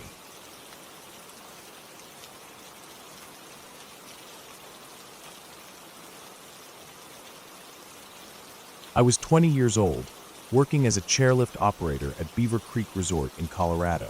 It was my first winter season away from home, and I was trying to make the most of it. The job was simple but cold, and I spent most of my days bundled up, standing for hours, helping people on and off the lift. The mountains were beautiful, and the work had its peaceful moments. I was living with a few friends from back home, including one of my best friends, who was also working the lifts. We were all from the Midwest, and decided to move out west for the season to try something different. One afternoon, while I was on break and warming up inside the lift shack, the house phone rang. Back then, we still had a landline in our shared place, mostly because cell service was spotty in the mountains. It was my roommate calling from the house. His voice was different, slower, heavier. He told me Kevin had died. Kevin was one of our closest friends growing up, the kind of guy who everyone loved being around. He was funny, loud in the best way, and always getting himself into some kind of mischief. He was the kind of guy who didn't just pull pranks, he lived for them. And for some reason, I was always his favorite target. He'd hide in my locker in high school and jump out when I opened it. He once switched all the presets on my car radio to static. He was relentless. I asked what happened, but my friend didn't know. None of us did. Just that Kevin was gone, and it had happened suddenly. I didn't ask more questions. I just said, "We need to go back." We left work early, packed our bags, and hit the road. It was a long drive, over a dozen hours through Colorado, Nebraska, Iowa, and back home to Illinois. The highway seemed endless. We barely spoke the entire way. The cold wind cut through the cracks in the car windows, and even though we were bundled up, the chill sat in our bones. I stared out at the dark plains, my thoughts bouncing around, memories, confusion, disbelief. We rolled into town late that night and went straight to Dan's house. Dan had been Kevin's roommate, and his place had become a gathering spot. When we pulled up, there were already cars lined up along the street. I hadn't seen some of those people in years. High school friends, neighborhood kids, old teammates. We walked in and were hit with the thick smell of beer, cologne, and cold pizza. Everyone looked tired, broken. I remember hugging Dan first. He was pale and quiet. We all were. A few people were sitting around the living room, just staring off. Others were talking quietly, sharing stories. We joined the group in the kitchen, where the light was too bright. There were 6 or 7 of us leaning against the counter and table, talking about Kevin. At some point, Dan told us what had happened. He said Kevin had been found hanging from a tree in a park not far from his house. No one knew exactly when it happened or why. The police weren't saying much. There was no note, no sign of a struggle. Just Kevin alone, dead in a place we'd all walked through 100 times. We were stunned. That didn't sound like Kevin. Not the Kevin we knew. It didn't fit. I kept thinking it had to be a mistake. Maybe someone got it wrong. Maybe there was something else we didn't know. But the silence in the room told me that everyone was thinking the same thing, and no one had answers. It was close to 1 in the morning. We were still standing around the kitchen when my phone rang. My old flip phone buzzed in my pocket. I took it out and looked at the screen. It said Kevin. I just stared at it. My stomach dropped. I turned the phone around and showed it to the guys around me. No one said anything, but everyone's eyes went wide. Someone whispered, "What the hell?" I didn't want to answer. I didn't even want to touch the phone, but my thumb hit the button. I held it up to my ear. Nothing, not even static. Just silence. I waited. 5 seconds. 10. Nothing. Then the line went dead. I slowly lowered the phone. Everyone was still staring at me. I couldn't explain it. Kevin's number. Kevin's name. A deadline. The first thing I thought was that someone was playing a sick joke. But who? And how would they even do that? His phone. Was someone messing with us? I didn't say anything. I just shook my head and slid the phone back into my pocket. We tried to go on with the night, but something had changed. The mood dropped even lower. Eventually, we all left and went our separate ways. I went back to my parents' place for the night. I hadn't been home in a long time. Their old house looked exactly the same. Same couch, same paintings on the wall. I dropped my bag in my old room, changed into something clean, and brought my laundry downstairs. Their basement was one of those unfinished, cold spaces with concrete floors and exposed wood beams. The washer and dryer were in the far corner. I walked down the creaky stairs with my arms full of dirty clothes, flipped on the single hanging light with the pull string, and started a load. The basement was freezing, that kind of cold that sinks into your skin. I leaned against the washer and closed my eyes for a minute, just thinking about everything. I thought about the time Kevin and I got stuck on a roof, trying to steal a neighbor's Halloween decorations. I thought about the time he convinced me to eat 3 whole jalapenos in front of a girl I liked. Dumb stuff. Funny stuff. Eventually, the washer stopped, and I moved everything to the dryer. I pulled the string on the light to shut it off. Everything went black instantly. As I turned to walk toward the stairs, I heard it. A whisper, right next to my right ear. "You can't see me now." I froze. Completely. My whole body locked up. I couldn't even breathe. I knew that voice. I knew it like I knew my own name. It was Kevin. Not maybe. Not sort of. It was his voice, exactly as I remembered it. Calm, playful, right next to me in the dark. I didn't turn around. I didn't move. My heart was pounding so hard I thought I was going to pass out. Every hair on my body was standing up. My legs started to tremble. And then all at once I sprinted. I ran up those basement stairs 2 at a time, practically falling over myself. I threw open the door and slammed it behind me. I stood in the hallway gasping. My mom was in the living room and looked at me like I was insane. I tried to explain what just happened, but nothing came out right. I couldn't get the words to make sense. How do you tell someone you just heard your dead friend's voice in a pitch-black basement? I didn't sleep that night. I just lay in bed staring at the ceiling. Every little noise made my skin crawl. I didn't want to turn off the light. I didn't want to be in the dark at all. I kept going over everything in my head. The phone call, the whisper, Kevin's voice, the timing. None of it made sense, but it all happened. The next day was the funeral. I wore the only black suit I owned, which barely fit anymore. The church was packed. People I hadn't seen in years. Teachers, old friends, neighbors. Everyone was there. Kevin's family looked like they hadn't slept in days. We sat through the service, and I felt like I was watching everything through a fog.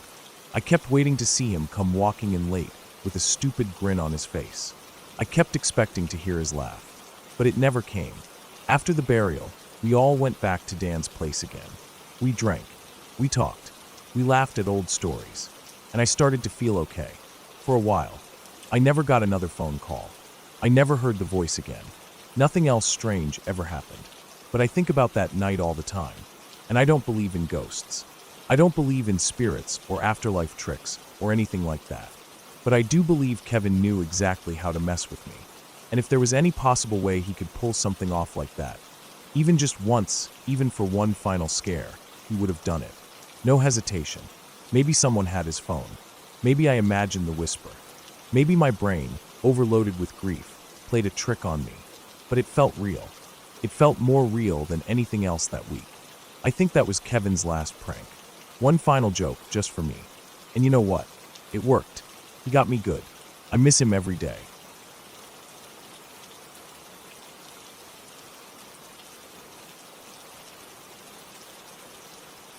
A few years ago, I was living with my sister.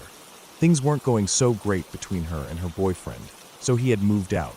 She didn't want to be alone in the apartment, and I didn't mind staying with her. Free internet, a couch to crash on, and no real obligations. It wasn't ideal, but it worked. She didn't ask me to stay. It just happened. At that point, I was used to her calling me when things got rough. I didn't mind the living situation. though I didn't expect it to be anything more than temporary. I got the couch in the living room, which was by the big window, while she took the bedroom. It wasn't much, but the room was decent enough. There was a second couch against the wall near the front door. We didn't use it much, but it was there, and it was also where this figure appeared. The night it happened, I was just trying to get some sleep. It was one of those nights where I couldn't shake off a strange feeling. I didn't know why, but it just felt off. I woke up abruptly from a dream that I couldn't remember. It was like I just shot up, sitting up fast, heart pounding in my chest. I couldn't even recall the dream, but my body still felt like I had just narrowly escaped something. My senses were all heightened. The room was pretty dark, just the dim glow of streetlights outside coming in through the window, but I could still see well enough. I rubbed my eyes and glanced around. Nothing unusual, but my gaze stopped at the other couch, the one near the door. And that's when I froze. I was still trying to shake the fog from my mind, but the moment my eyes landed there, I felt like my stomach had just dropped to the floor. Sitting there, in the middle of the dark living room, was a figure. I couldn't make out much at first, but my mind snapped into full alert mode. My heart started racing, adrenaline flooding my system. The thing sitting on the couch didn't look like anyone I knew. It wasn't human, at least not in the way I understood humans. Its outline was too dark, too shadowy. My first thought was that it was someone who had broken in. The shape was tall, unnaturally so. It was a thin silhouette, but the darkness around it made it seem even taller than it probably was. My immediate instinct was to rush it. I didn't know what else to do. My mind just screamed at me to act, to protect myself, my sister, and the place we were staying. Without thinking, I pushed myself off the couch and was halfway to the thing before it even hit me just how wrong everything felt. The figure didn't move at all. It just sat there, completely still. As I stood there, frozen in place, I began to see more details, clearer than I ever wanted to.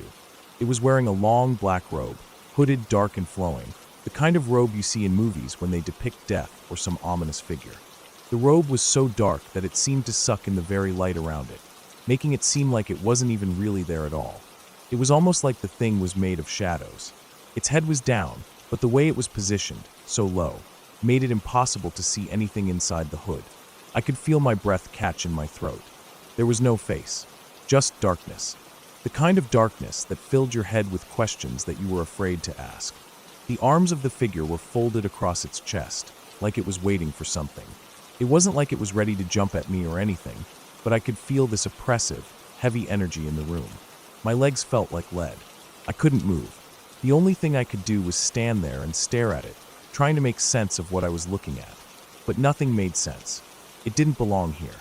It didn't belong in this world, in this space, in my life. My whole body felt like it was on fire, but my mind just couldn't catch up.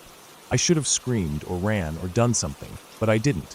The seconds stretched on forever, even though I knew it was probably only a few moments. My head was spinning. Every part of me screamed that this wasn't right, that I needed to act. And yet I couldn't. I don't know what kept me from running out of the room right then and there. But I didn't. I didn't move. I just stood there. My body was locked in place, unable to move, staring at this figure that was so wrong. I could feel the weight of the room pressing down on me, suffocating me. And yet there was this dead silence.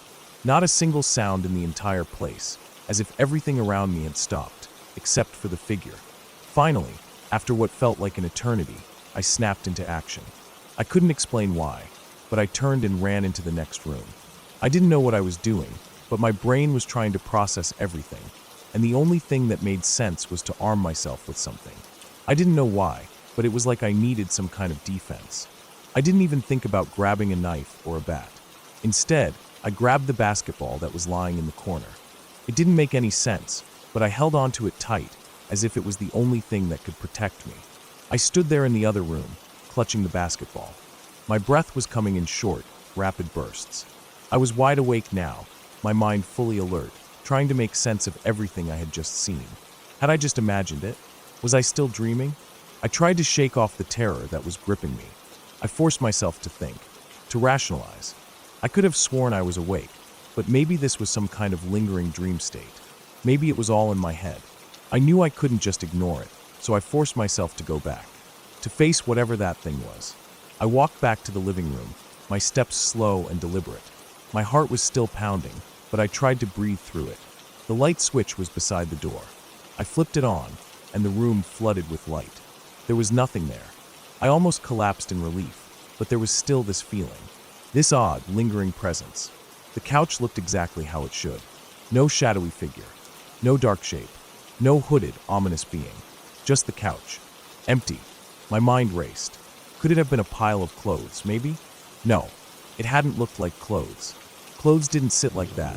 So tall, so rigid, like a person, but not a person. I walked up closer, my steps slow, my body still tense.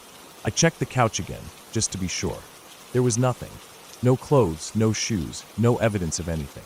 It was just an empty couch in the middle of a now well-lit room. I couldn't make sense of it. I still don't know what happened that night. Maybe it was my mind playing tricks on me. Maybe it was the weird, heightened state of alert I was in. But I couldn't shake the feeling that it wasn't just some trick of the light. That thing, I don't know what it was, but I think it was real. I didn't tell my sister. I didn't tell anyone. I didn't think they'd understand. I didn't want to scare them, and part of me wondered if I was just losing my mind. I went back to the couch, tried to sleep, and kept everything to myself. The rest of the night passed quietly, but I couldn't sleep right. Every time I closed my eyes, I saw that figure. Every time I turned my head, I half expected it to be there again. But it never came back. Not that night. It didn't feel like some bad dream, though. It didn't feel like something supernatural. It felt real, like it was something I couldn't explain. A presence, a being, something that was not meant to be in that space, in that time. Maybe it wasn't the Grim Reaper. Maybe it wasn't anything other than my own mind. But whatever it was, it scared the hell out of me. I never spoke about it again. I just moved on. I tried to forget about it, but the feeling never really left. I still wonder about it, even to this day. And I still feel that unease, like something is out there, something waiting. It's always been with me since that night, lingering in the back of my mind.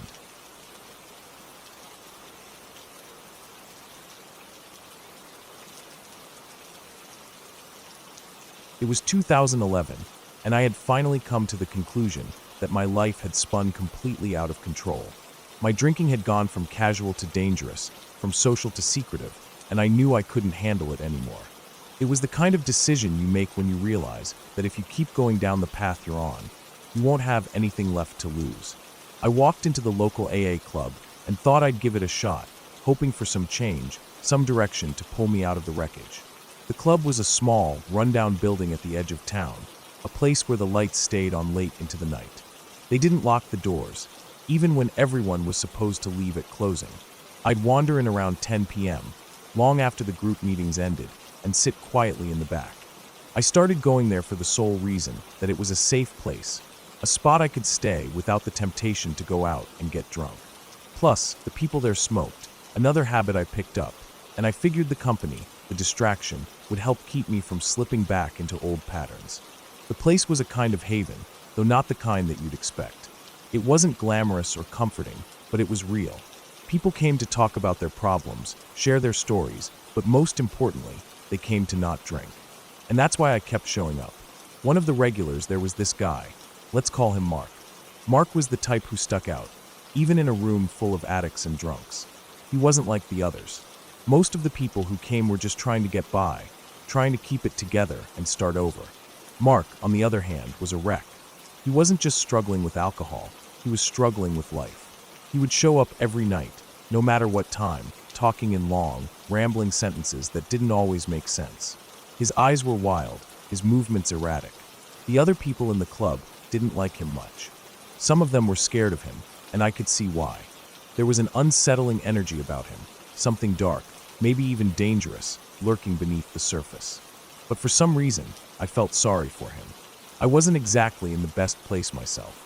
Before I met Mark, I'd convinced myself that I was the most messed up person in the world, that everyone else had their shit together, and I was the only one floundering in an endless spiral. But meeting Mark made me realize that maybe, just maybe, there were people who were even worse off than I was.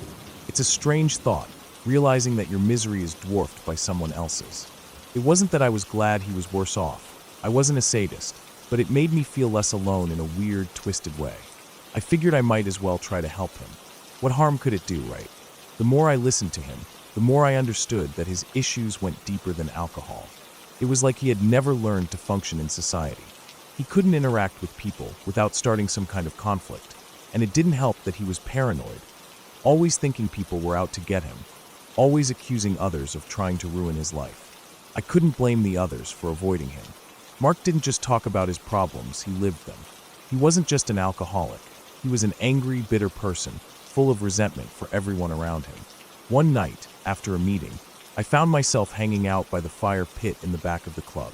It was a cool evening, the kind where you could feel the shift in the air, and the sky was starting to darken with the approaching night. The fire crackled and popped, throwing sparks into the air as we sat around it. Mark was there, as usual, and for whatever reason, I found myself talking to him again. He had this way of drawing you in, even if it made you uncomfortable. The guy had issues, but there was something about him that kept me coming back for more. Maybe it was because I didn't want to end up like him, but I also felt like if I could help him, it might somehow help me too. I sat on one of the old wooden benches next to the fire, trying to ignore the smoky smell that clung to everything. Mark was poking at the hot coals with a long stick, and the end of it started to glow red. He was rambling about something again, his words tangling together in ways that didn't make sense, but I tried to follow. His voice had this sharp edge to it, the kind that made you feel like you were walking on thin ice. "They don't get me, you know?" he muttered, his eyes fixed on the fire. "They think I'm crazy. They think I'm dangerous." I didn't know what to say to him, so I just listened. "They can't see it," he continued, his voice rising. "They think I'm the problem, but they don't see what they're doing to me. I'm just trying to survive here, but they're all just out to get me. They don't care. They don't understand." I wasn't sure what he was talking about, but I nodded, trying to give him some kind of validation. He wasn't looking for answers, though. He wasn't really asking for help. He was just trying to convince himself that everyone else was the problem.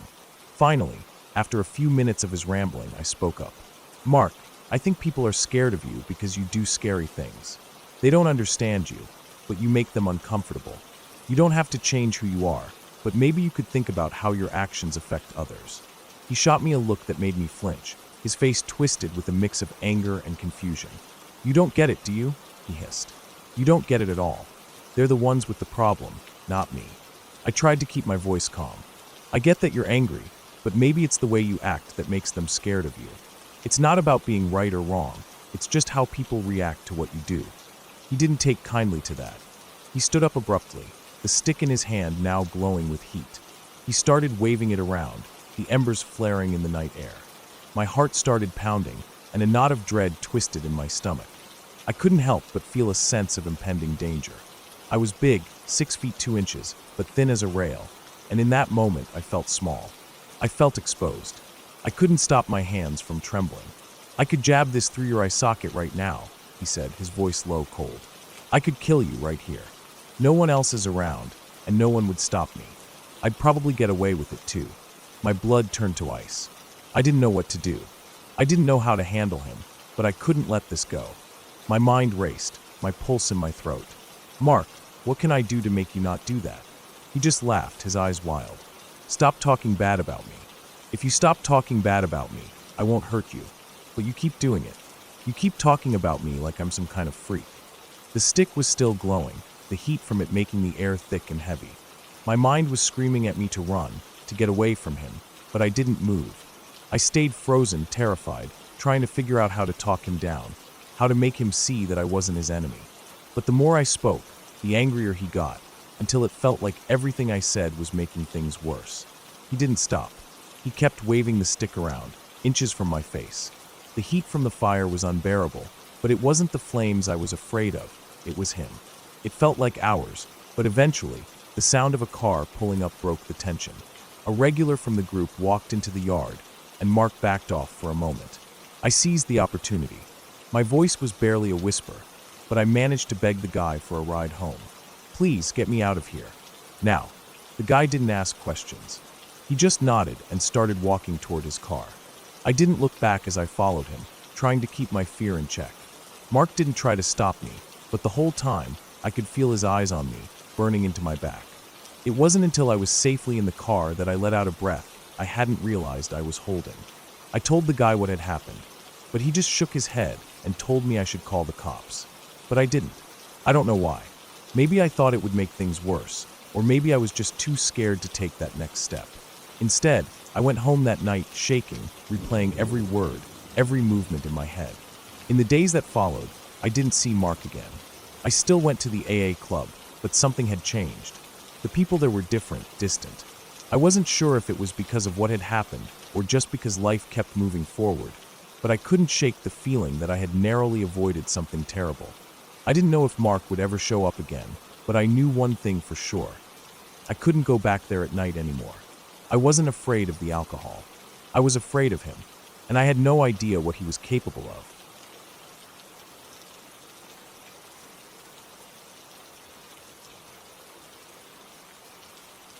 I grew up in a pretty nice suburb outside of St. Louis.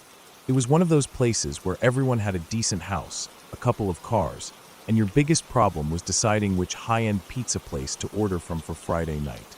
Nothing about my upbringing screamed danger or anything that could prepare me for what happened that day.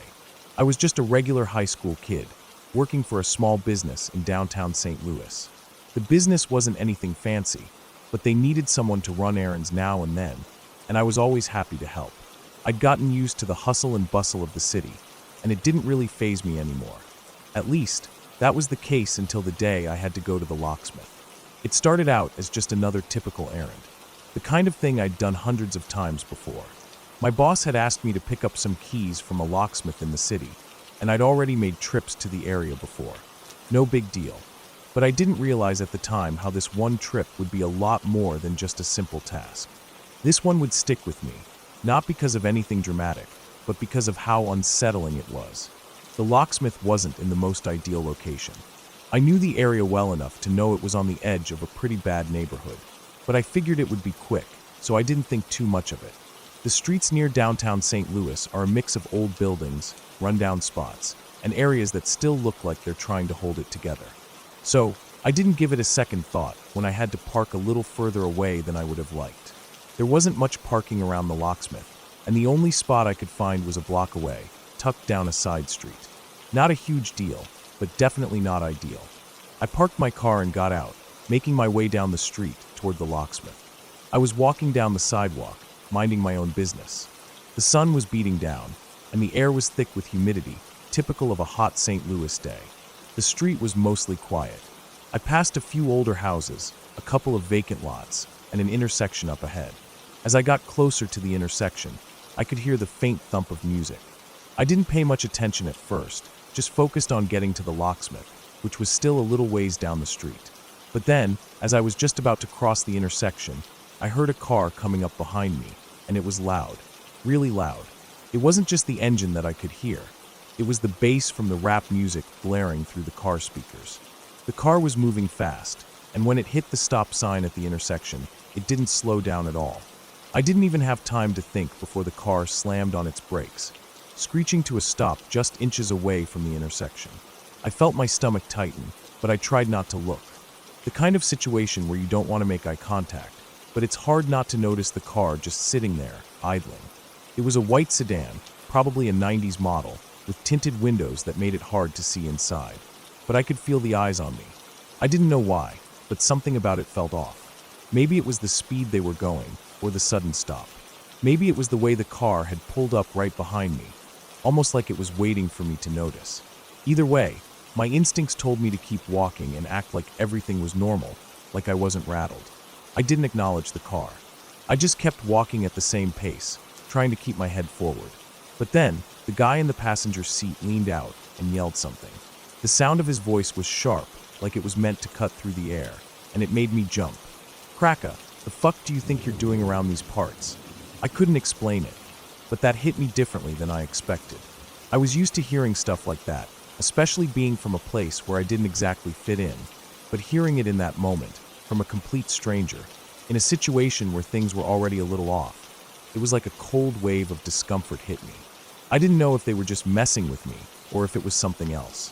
I tried not to show any sign of fear. I just kept walking. There were 4 guys in the car, all of them huge, each one looking like they could easily overpower me if it came down to it.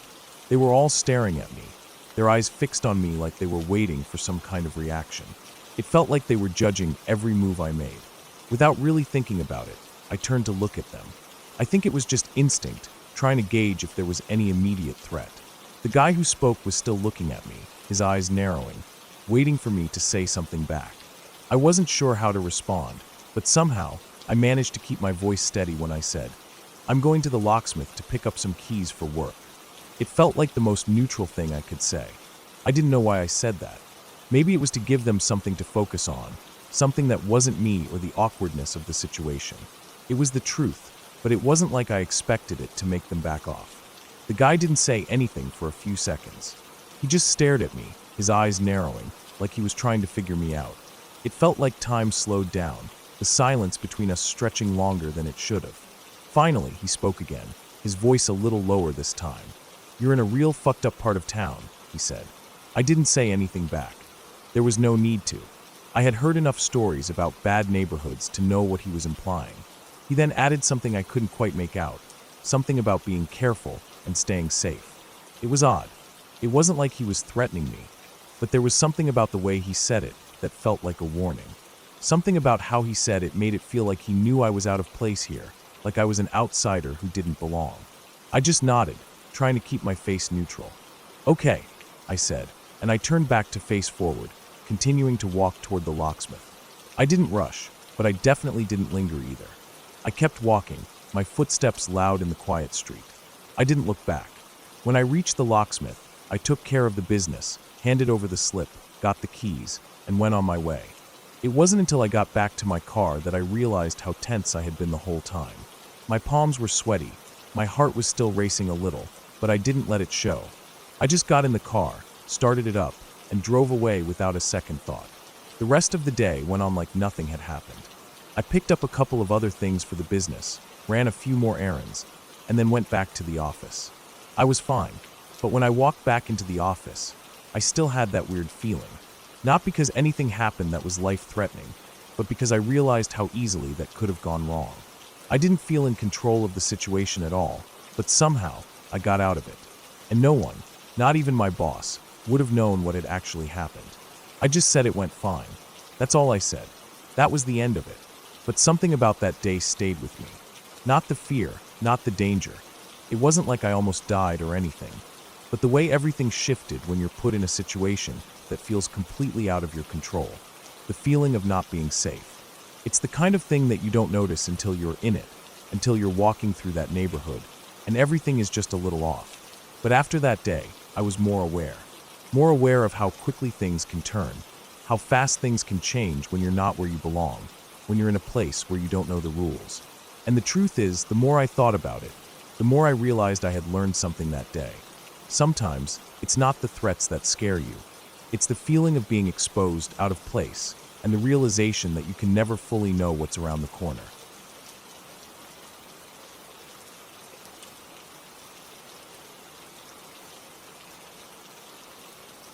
It was one of those regular Saturday nights in December, back in 2007, when nothing special was expected to happen. I was just a young guy, about 15, sitting on the couch in the living room, completely absorbed in whatever video game I was playing. My friend had come over, and we'd been hanging out for a few hours, laughing and making jokes between rounds of whatever game was hot at the time. The house was quiet, just the two of us, except for the sounds of the game and the occasional sip from a can of Coke. I had been feeling good, you know?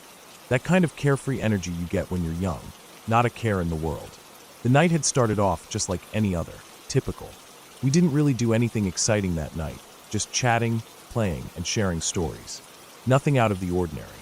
I remember hearing the doorbell ring. At first, I ignored it. Who could it be? No one was supposed to be coming over. It was just my friend and me at the house, and our parents were out for the night, so I wasn't expecting anyone. Still, the sound of the doorbell was sharp and sudden, pulling me out of my gaming trance.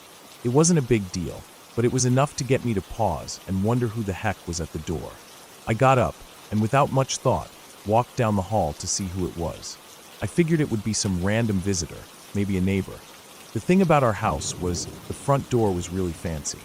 It had all these window panes that ran down the length of it, which meant that, before you even opened the door, you could see through the glass and get a glimpse of who was on the other side. The kind of door where, if someone's standing there, you'd know right away. I looked out through the window panes, expecting to see some stranger, or maybe a delivery person. But when I peered out, I saw nothing. No one standing on the porch. I thought maybe it was some trick of the wind or the house settling. It wasn't unusual for random things like that to happen, especially if the house was shifting in the cold December air. It's an old house, the kind that creaks when the temperature drops.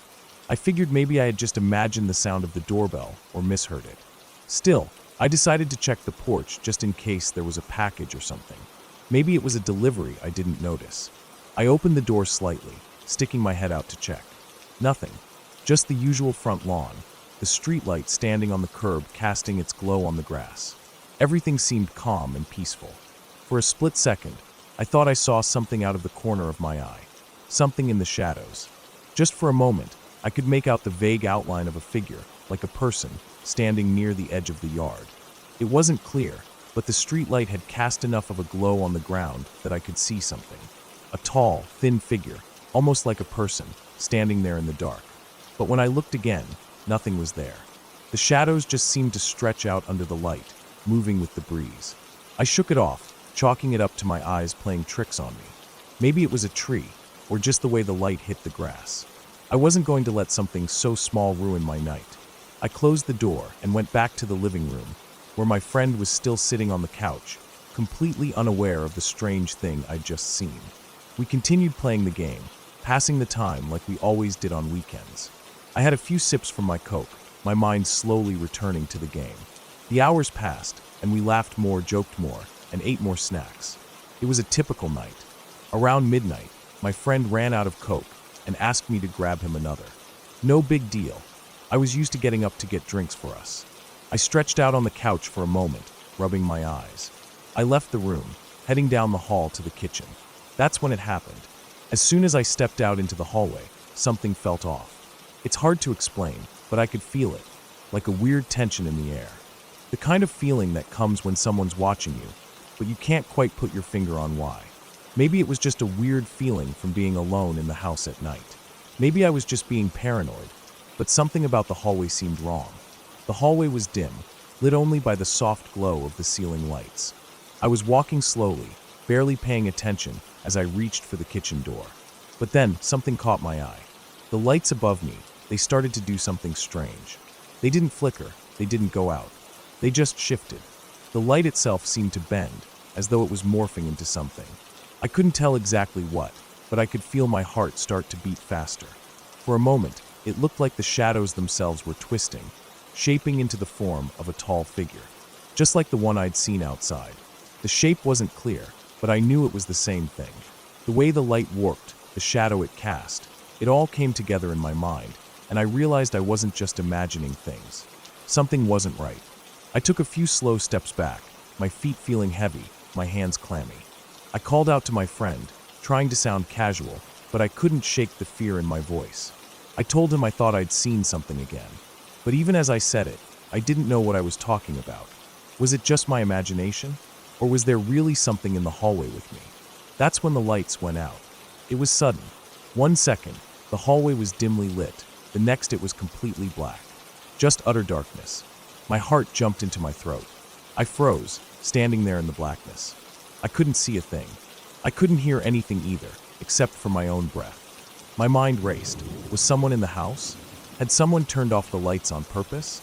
I screamed, unable to stop myself, and immediately bolted for the living room.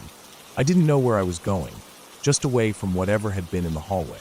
My heart pounded in my chest as I ran, tripping over the rug, almost falling as I turned the corner into the living room. I ran straight to my friend, who had gotten up from the couch, probably startled by my scream. We both stood there, staring at each other in confusion. Neither of us knew what had happened. The lights flickered once, then came back on like nothing had happened. It was like the whole thing had been some kind of twisted nightmare, something that never should have happened. But when the lights came back on, the hallway was empty. No strange shadow, no tall figure, nothing. My friend just looked at me, probably wondering if I had just gotten freaked out by the dark. But the thing is, I knew what I saw, and I knew it wasn't my imagination. I had never felt more certain of something in my life. Something was in the house that night. I don't know who or what it was, but the coincidence of the lights, the figure, the feeling, it all lined up. It was too much to ignore. I don't know if I'll ever figure out exactly what happened that night. Maybe it was some kind of trick of the mind. Maybe it was a weird combination of things, a shadow, a strange light, and a sudden chill in the air that messed with my head. But it wasn't just a coincidence. That much I know for sure. After that, I never saw anything like it again. The house felt different, quieter, but not in a creepy way. I haven't thought about it in years, but when I do, I remember that feeling. That weird, heavy feeling in the air right before the lights went out. Maybe I was just young and easily scared, but I still don't know what happened, and I still wonder if I was the only one who saw it.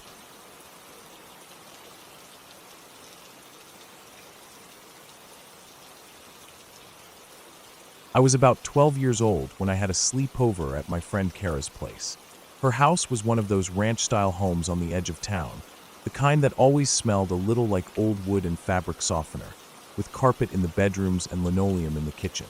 Her mom worked long hours at the hospital, night shifts mostly, so it was usually just Kara, her younger brother, and their dad who was either asleep on the recliner or working out in the shed.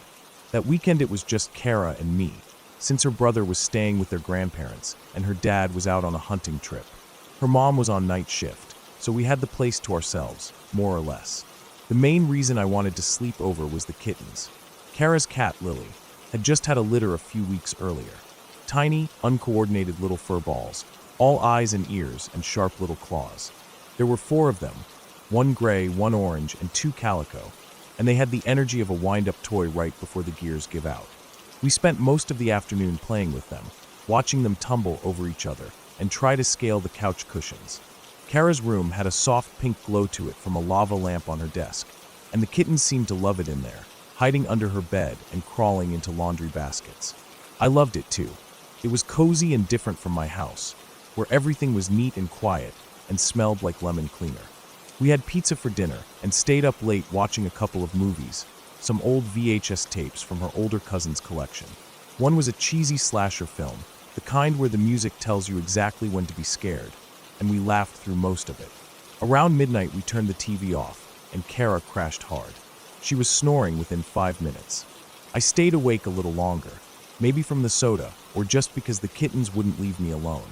They climbed onto my sleeping bag, mewing and pouncing on my toes, biting the zipper pull, and generally turning me into their playground. At first, it was cute, but after 20 minutes it was annoying. They kept stepping on my stomach and walking across my head, their tiny claws catching on the fabric of my pajamas and pulling at my hair. I shifted around, trying to shake them off gently without being mean. I didn't want to wake Kara either. One kitten curled up next to my neck and started purring loudly, and another one managed to wedge itself underneath my blanket by crawling in through the bottom. It was warm and itchy, and I just wanted to sleep. Then, sometime later, I don't know how much time passed because I didn't check the clock, I heard the door creak open. I was lying on my side, half asleep, face toward the wall. The kittens were still swarming me, 2 of them perched on my legs and another on my back. The 4th had nestled into the crook of my knees. When the door opened, I didn't move. I figured Kara had gotten up to pee or get water or something. I felt a presence coming quietly, not stomping or shuffling, just a soft, slow tread. Then I felt hands, gentle and smooth, not cold or warm exactly, just soft like clean laundry. The kittens were being lifted off me, one by one. No sounds, no cooing or talking, just the light pressure of them being picked up and carried away. I remember thinking, finally, now I can sleep. I turned slightly to say thanks, not really opening my eyes all the way, just enough to glimpse over my shoulder. I caught a brief sight of someone tall, very tall, taller than Kara's mom, with long dark hair that hung down past the shoulders. She was wearing something light-colored, like a thin robe or nightgown. She moved out of the room slowly, holding the kittens gently, and didn't say a word. I closed my eyes again. I must have fallen asleep not long after that. The room felt cooler without the kittens on me, and I had the sleeping bag to myself. I woke up late the next morning, sunlight pushing through the blinds and painting bright lines across the floor and the side of my sleeping bag. Kara was already up, making toast in the kitchen. I patted out in my socks, rubbing my eyes, still a little groggy. Her mom came in through the front door about 10 minutes later, keys in hand, dressed in her scrubs and holding a paper bag of breakfast sandwiches. She looked tired but cheerful, and Kara hugged her. I said thanks for taking the kittens off me, and she gave me this strange look, like I'd just told her I saw Santa. She said she hadn't been home all night. I didn't argue. I just nodded and said nothing else. It was one of those moments where you feel your stomach drop a little, but nothing actually changes around you. The kitchen was still warm with the smell of toast and butter. The radio was playing soft rock in the background. Kara was pouring orange juice into plastic cups. I went back into her room. The kittens were curled up together in their little bed in the corner, fast asleep. Nothing looked out of place. The door was open the way it had been when I woke up. The lava lamp was still bubbling away. I never brought it up again.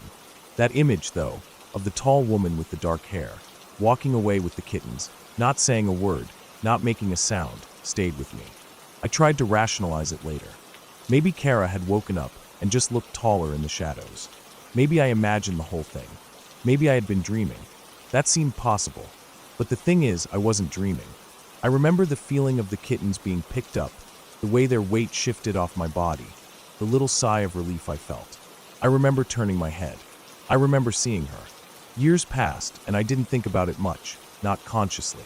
But sometimes, when I stayed at someone else's house, especially in quiet places where the floors creaked and the walls felt too thin, I'd find myself listening for footsteps.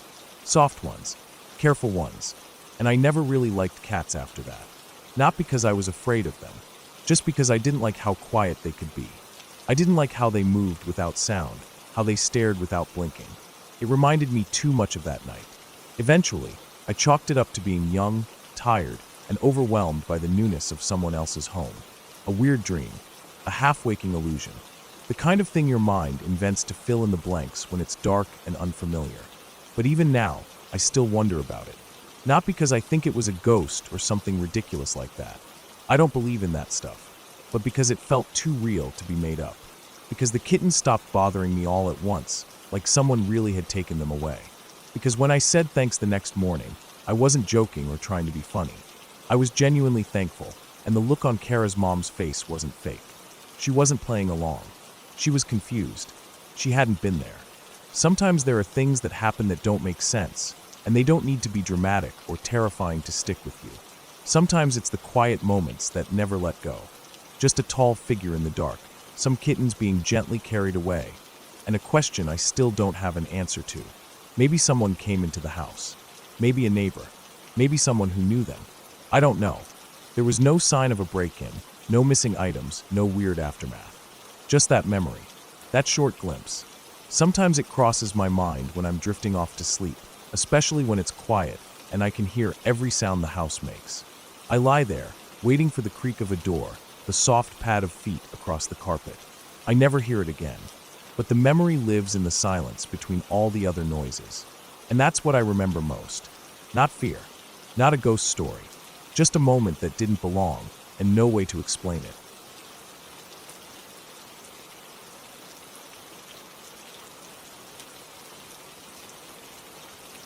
I was 14 when the world felt like it was holding its breath. It was early 2003, and my small hometown in Central California had suddenly become louder, stranger, and more alive in ways I didn't understand back then. Even now, I still don't know exactly what all of it meant. But the build-up to the Iraq invasion, what they later called shock and awe, coincided with a series of moments that never made sense to me and still sit heavy in the back of my mind. Our town was wedged almost perfectly between three major military air bases, and while I'd grown up seeing the occasional helicopter or formation of jets now and then, something changed that year.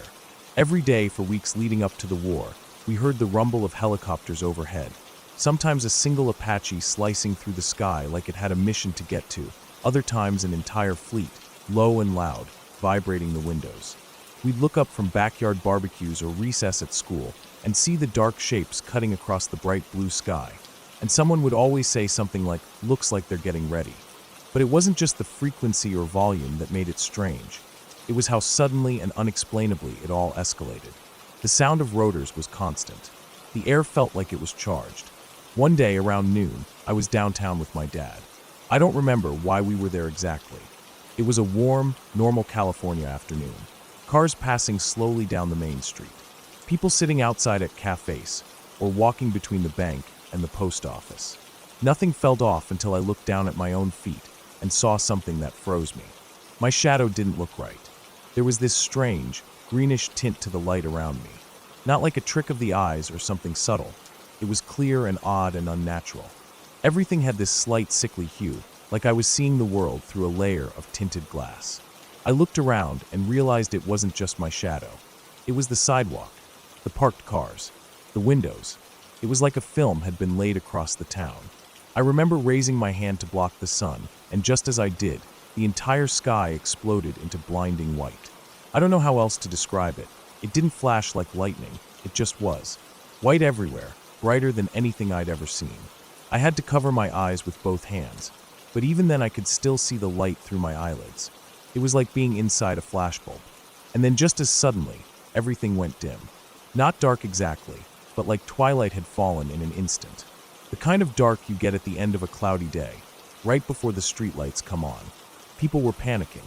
I saw a woman crouch behind a bench, her shopping bag forgotten beside her. A man in a delivery truck slammed his door and hit the gas, peeling off down the street. A teenager across from me dropped his skateboard and sprinted into an alley. The silence that followed was so complete it made the blood rushing in my ears sound deafening. No one knew what to do. 10 seconds, maybe. That's how long it lasted, from the greenish light to the flash to the dusk. Then everything was just back to normal. The sun was shining again, the tint was gone, and the street noise slowly came back. People emerged from wherever they ducked, looking up at the sky like they expected to see something there. But it was empty. Just a pale blue sky and a few clouds drifting like they always had. No smoke, no planes, no sirens. Nothing. We never found out what it was. There was no news report, no explanation on the radio, nothing in the paper the next day. Just one of those moments that slips into a crack in time, leaving behind only confusion and a feeling you try to shrug off. But I couldn't. A few days later, something else happened. It was later in the day, sometime just before sunset. I went out to our driveway to get something out of the car. I think it was a jacket or maybe a CD. I can't remember what exactly, but I do remember how quiet it was. The kind of stillness that settles over a suburban neighborhood when everyone's inside making dinner or watching TV. That quiet didn't last. As I reached for the car door, I heard it, this high-pitched metallic whine, far off at first, but growing fast. It wasn't like a siren or a jet, or even a helicopter. It sounded mechanical, almost electric, but with this odd hollow tone behind it, like the sound was passing through a long tube. I looked up, thinking maybe it was another military plane doing drills or something. But what I saw wasn't a plane. It was a massive silver torpedo-shaped object flying low over our neighborhood. It had wings, but they were stubby and square, not like any aircraft I'd ever seen. The body of the thing was smooth and rounded, with some kind of writing or symbols stenciled in black along the sides. It zipped by fast, way faster than any helicopter or small aircraft, but it was low enough that I could clearly make out the markings and the shape. It passed right over my house and disappeared over the tree line behind our neighborhood. I stood there frozen, car door half open, watching the empty sky where it had vanished. I listened for an engine or some kind of echo, but there was nothing, not even birds chirping. Just that empty silence again, like the world had paused to process what it had just seen. That night I couldn't sleep. I lay in bed with my window cracked open, listening for that whine again. Every time I thought I heard something, I'd sit up and stare out the window, expecting that strange torpedo to come back. It never did, but the memory of it stuck with me. It didn't feel like something ordinary. I didn't even tell anyone at the time because I couldn't explain it. There were no smartphones back then, no quick videos, no proof. It was just me and that sound and that impossible object. Months passed. The invasion began. We saw the images on TV, fire, smoke, cities lit up with explosions. Everyone was glued to the news. It was like watching the end of the world, except it wasn't happening here. Or at least, that's what I thought. That summer, a few months after the first bombs dropped, my grandparents took my brother and me on a trip down to Los Angeles. We stayed for a few days, visiting museums, the beach, all the usual stuff. On the way back north, it was late, maybe 10 or 11 at night, when we were driving through the Grapevine. That stretch of highway always made me feel uneasy, even on a normal night. The way the road twists through the hills, the dark silhouettes of mountains against the night sky. It feels remote, even though you're on a major interstate. I was sitting in the back seat, watching the night blur past, when I noticed a light in the sky ahead of us. It looked like a bright star at first, just sitting there, unmoving. But it started getting bigger. I leaned forward, trying to figure out what it was. At first I thought it might be a plane headed our way, with its landing lights on. But it didn't move like a plane. It grew too fast, and it didn't blink. Within seconds, it turned into this massive orb of light, white and pulsing like it was alive. It looked like it was being powered from the inside. I remember it casting sharp shadows on the hillsides around us. Then, suddenly, a bright green core exploded from the center. That green light shot outward, followed by this pearly ring that expanded so fast it looked like it was about to consume the sky. Then the fireball. It was massive, bigger than the sun, so bright I had to look away. It hung in the sky like it was suspended there, shimmering and pulsing. Everyone on the highway started pulling over. Cars lined the shoulder. People got out and stared up, some shielding their eyes. Nobody said anything. Nobody moved much.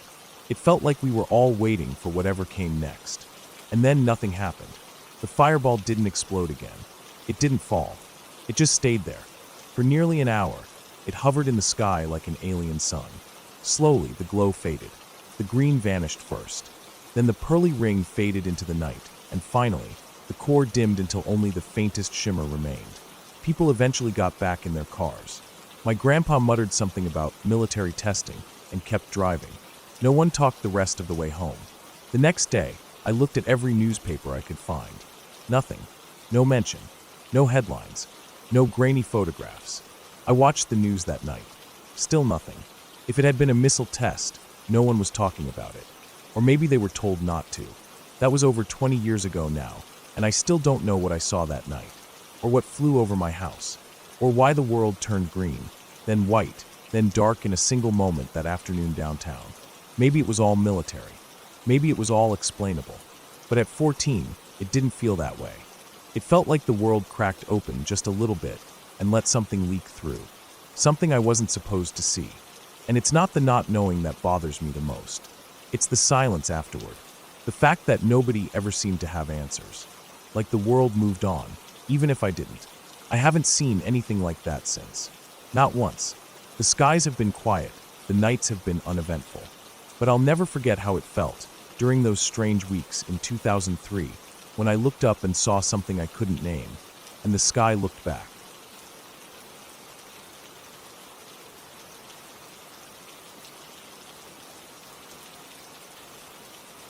I don't know why I'm reading this kind of thing at night.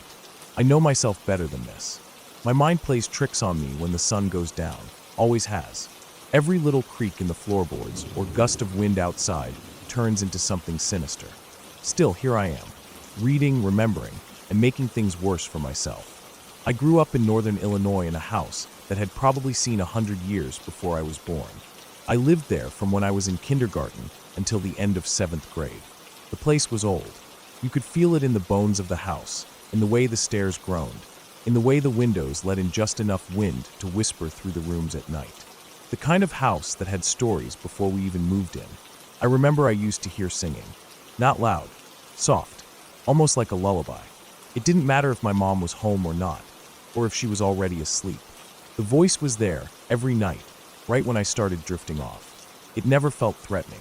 If anything, it felt familiar. Like something I was used to before I even had the words to explain it. It stopped when I was older. I can't remember exactly when, but I noticed one night that the silence was heavier than it used to be, heavier than the song. The silence didn't help me sleep the way the voice had. That house always had weird things going on. Small stuff, mostly.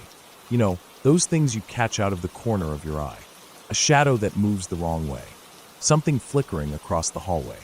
Sometimes I'd turn my head and there'd be nothing. But I knew something had been there. The worst time was when I saw a man looking into my window. Second-story window, mind you. There was no ladder. No porch roof beneath it. Nothing. Just a man standing outside, staring in like he was looking at a fish tank. I blinked and he was gone. I never figured out what that was. Still haunts me. Then we moved to the next town over. New house, newer neighborhood. I thought maybe I'd left the weird stuff behind, but that wasn't the case. If anything, things escalated. That house felt different. It didn't have the slow dread of the first one. It was sharper, more in your face, more violent. I don't even remember when it started. It just did. One night, I was up late, probably around midnight. sitting in the living room watching some dumb repo show. Nothing good is ever on TV that late, but I couldn't sleep and didn't feel like doing anything else. I had the dog next to me, curled up at the edge of the couch. The house was quiet except for the TV. Then there was a loud bang. It came from the door to the garage, down the hallway. The hallway ran in a circle, connecting the living room to the kitchen and back again from both sides. I looked over, and the dog did too. I waited. Nothing. I tried to shake it off. Maybe the house settled. Maybe the door moved in its frame. I told myself that and turned back to the TV. 30 minutes later, another bang. Louder this time. The door swung open like someone had kicked it. It stopped just short of the wall, about 90 degrees open. My stomach dropped. I didn't move at first. The dog jumped up, alert, ears pointed. I froze for a second, then got up. I looked around for something to use. There was a fire poker by the fireplace, but for some reason, I grabbed a shoe. I don't know why. It was just the first thing my hand landed on. I didn't go straight to the door. I took the other hallway, looping around the kitchen so I could approach from the other side. I didn't want to walk straight into someone hiding behind the door. My heart was pounding. Every step was slow, like walking through thick mud. When I finally got there, I checked everything. The garage was locked. The door to the backyard was locked. No one was there. Nothing was out of place. Just that door, wide open like someone had stormed through it. I closed it and locked it, turned every light on in the house, and sat there until the sun came up. Another time, I was in my room with my brother. We shared it back then. Bunk beds against the wall, computer desk in the corner. He was on the computer, and I was lying in bed. We were talking, just casual stuff. Then he said something weird. I don't even remember what it was, but it made me sit up and look at him. That's when I saw it. Between the edge of the curtain that hung where our door should have been and the wall was a gap. Not even 3 inches. Beyond that gap was the small hallway that led to my sister's room. But in that narrow space, I saw something. A white shape, shoulders, neck, and head, just peeking in, like it was curious. There wasn't room for someone to stand there, not really. But there it was, clear as day. And then it was gone. I didn't say anything. I didn't want to. I didn't want to give it power, if that makes sense. I just lay back down and stared at the ceiling. That house never felt safe after dark. Doors would creak open even when locked. The air felt heavy at night, like the house itself was breathing. I'd hear noises outside my window. Scraping, shuffling, the kind of sounds that make you hold your breath. More than once, I thought I saw someone standing just outside. Never clear. Always right at the edge of the yard, just beyond the reach of the porch light. It started affecting how I slept. I'd stay up later and later, trying to exhaust myself so I'd fall asleep instantly. But even that didn't always work. Some nights I'd wake up at 3 or 4 a.m., heart racing, like someone had called my name or slammed a door. The dog would sometimes bark at nothing. Just stare down the hallway or at a corner of the room, hackles raised. Once, I heard footsteps in the attic. The kind that make the insulation shift and the wood groan. I was home alone, middle of the afternoon, sunlight streaming through the windows. And I heard it, someone walking, slow and heavy. I stood under the attic hatch and listened. It kept going. No birds, no squirrels, just steady footsteps. I never went up to check. I didn't want to know. After a while, I started keeping a journal, writing down what happened, trying to make sense of it. It didn't help. If anything, it made me more paranoid. I started noticing patterns. The noises happened most around the same times. The shadows in the corner of my eye always seemed to pass from left to right, never the other way. That kind of thing. It made me feel watched. When I finally moved out, I thought it would stop. I thought I'd get some peace. But now, even as I write this, I feel it again. The same feeling from that second house. That pressure. Like someone standing just behind me, reading over my shoulder. I keep seeing things out of the corner of my eye. Quick flickers. A shift in the reflection of the TV screen. A shape in the window. There's been movement outside for the past hour. Loud enough to hear over the fan. I've looked. No one's there. But I know something's out there. I can feel it. Every time I try to focus on the sound, it goes still. But the second I look away, it starts again. I know I'm probably just scaring myself. That's the rational thing to say. That's what I'd tell someone else. But it doesn't feel like my imagination. It feels familiar. Like the old house followed me. Like it settled into my skin and came with me. I'm not a superstitious person. I don't believe in ghosts or spirits or whatever, but I believe in bad energy. I believe in trauma living in the walls. I believe that houses remember things. And maybe, if enough bad things happen in a place, they sink into the foundation and never really leave. Whatever it is, it knows I'm awake. I can feel that too. Like it's waiting. Not to hurt me. Not even to scare me. Just to be seen. To be acknowledged. And the more I ignore it, the louder it gets. I've closed the blinds, locked the doors, turned off every light but this one. My fingers are cold on the keyboard. My ears are straining for any sound. This story isn't fiction. It's not made up for fun. I wish it was. I really do. But it isn't. And now that I've written it all down, I don't know what comes next. Maybe nothing. Maybe I sleep. Maybe I finally forget about these things. Maybe. But even if nothing ever happens again, I'll always remember the singing voice. I'll remember the man in the window. I'll remember the shape in the doorway and the door that flew open without warning. Because those weren't stories. They happened. And I know what I saw, what I heard, what I felt. And sometimes, just sometimes, that's all it takes to make a person believe.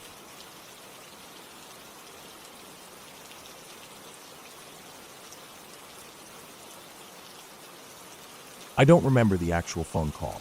I was too young. Just a baby really, barely over a year old. But I know the story because when I was 12, my dad sat me down and told me about it. It wasn't some dramatic confession.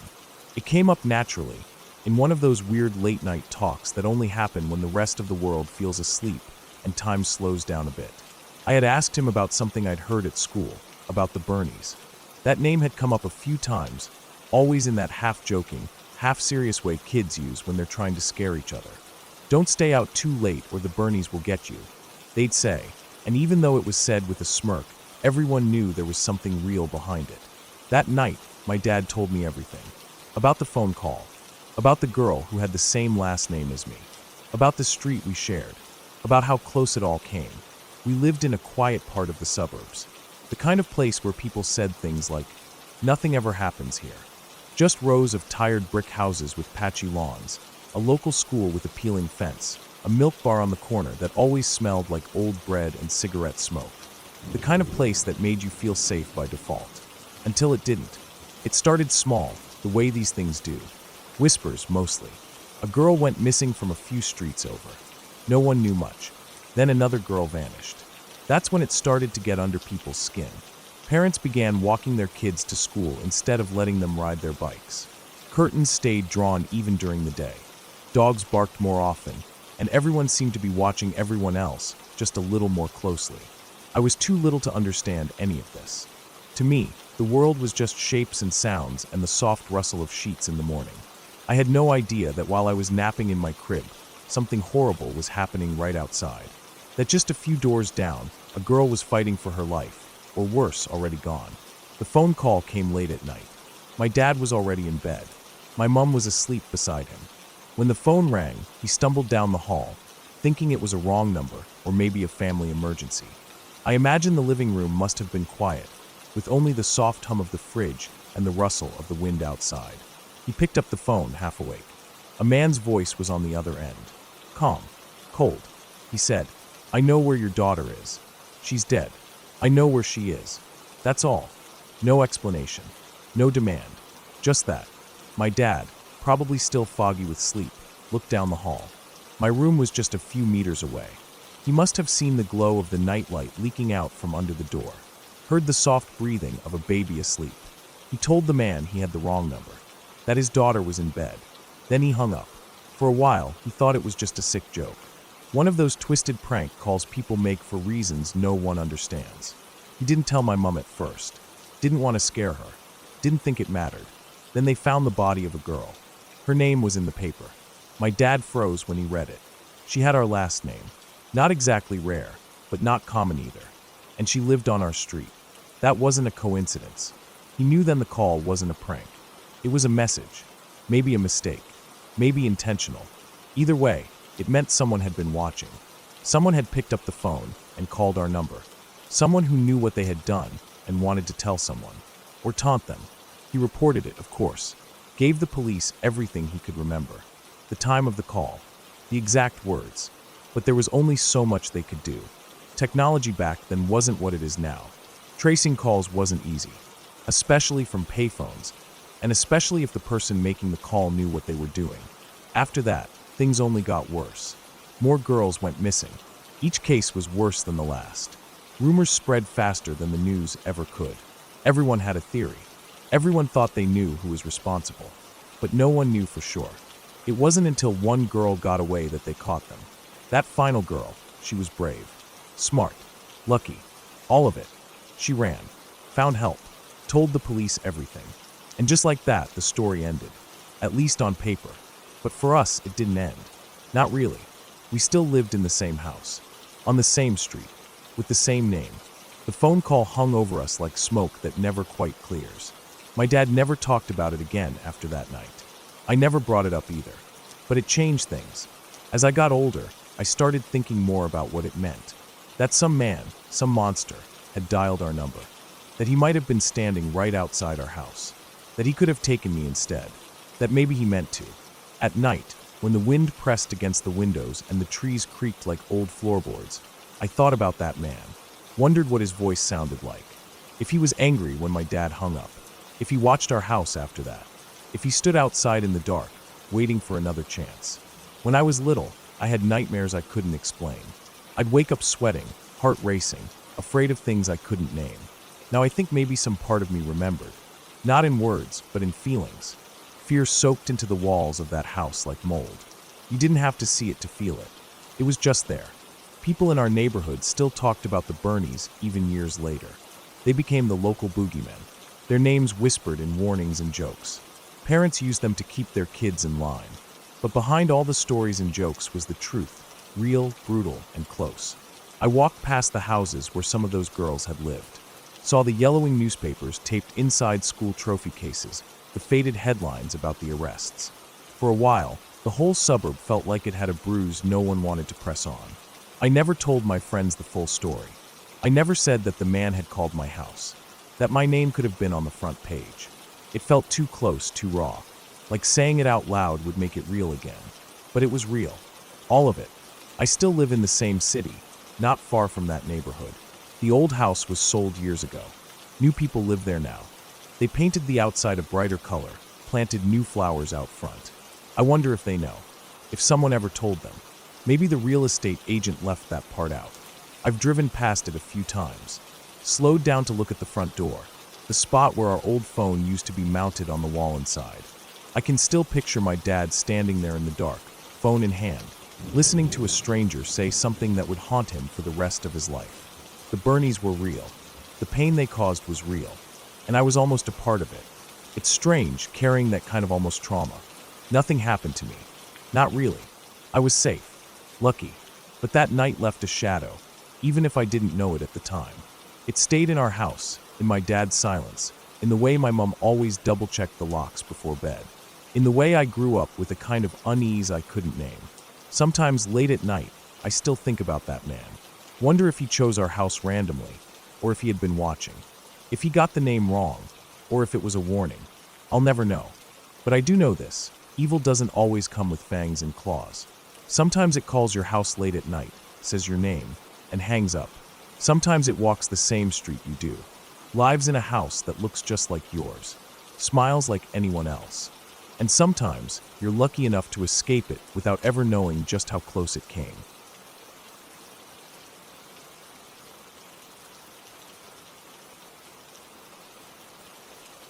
It all started as a spur-of-the-moment thing. It was a typical summer day when my friend, Adam, called me up. He was in one of those moods where he wanted to do something spontaneous, something to get away from the regular grind. I was sitting at home, bored out of my mind, when he hit me with the idea. "Let's go hiking," he said. Just like that. No plans, no preamble, just an invitation to escape into the mountains. It was almost too tempting to resist. I agreed immediately. And then Adam got the idea to bring along another friend, Sam. Sam was a good guy, but honestly, he wasn't as experienced as Adam or I when it came to hiking. But we were a solid trio, and the thought of getting out of town and into the mountains sounded like exactly what I needed. The next morning, we packed our gear, loaded up Adam's old 4x4, and set off. The drive out of the city felt freeing. The hustle and bustle of everyday life, the stress, the noise. All of it faded away the farther we got into the hills. By the time we hit the outskirts of the forest, everything was quiet except for the occasional hum of the engine and the sound of birds in the trees. I could feel my shoulders relax, and my mind started to clear. We arrived at the base of the mountain around midday, the sun high in the sky. Adam was already out of the truck, grabbing his backpack and checking the map. He was a pro when it came to these things, and that's why I trusted him. He knew the land like the back of his hand. He'd been hiking these mountains for years, had climbed some of the toughest peaks around. If there was anyone who could lead us, it was Adam. The first 2 days of the trip went smoothly. We hiked through thick forests, passed by small streams that trickled down from the mountains, and had a few breaks to catch our breath and enjoy the view. Sam struggled a bit at times. He wasn't as fit as Adam or I, but he kept up, and that was all that mattered. There was a camaraderie between the three of us, a shared sense of excitement, like we were part of something bigger than just a random hiking trip. But then, on the third day, we came across something unexpected. We'd been walking along a narrow trail that snaked its way up the side of the mountain, cutting through thick patches of brush and towering trees. We'd reached a clearing where we could see the peak in the distance, still capped with snow, and the wind was starting to pick up. That's when Adam stopped. "All right," he said, looking ahead. "This is where it gets interesting." I looked up to see the trail taking a sharp turn and leading up the side of the mountain. It was steep, almost vertical in places, but I could see that it was still doable. Adam had done this route before, and his confidence was enough to make me feel like we could handle it. "We could go around through the valley," I suggested. "It's a longer way, but safer." Adam shook his head. "Nah, it's easier to go up. We'll be able to make better time. Trust me, we've got this." I glanced over at Sam, who gave a nervous smile. He wasn't exactly thrilled with the idea, but Adam's confidence had a way of making it hard to argue. Sam shrugged, and I could tell he was trying to keep up the act of being brave, even though I knew he wasn't exactly comfortable with the idea. "All right," I said, "let's do it. But if we get stuck, I'm blaming you." Adam grinned. "Deal." So we set off toward the incline, and the higher we went, the more the terrain changed.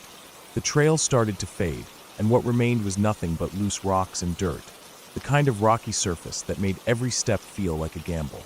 There were no trees here to steady ourselves on, no rocks to grab onto. It was just a steep, slippery slope. At first, it didn't seem so bad, but as we continued, the incline became steeper and steeper.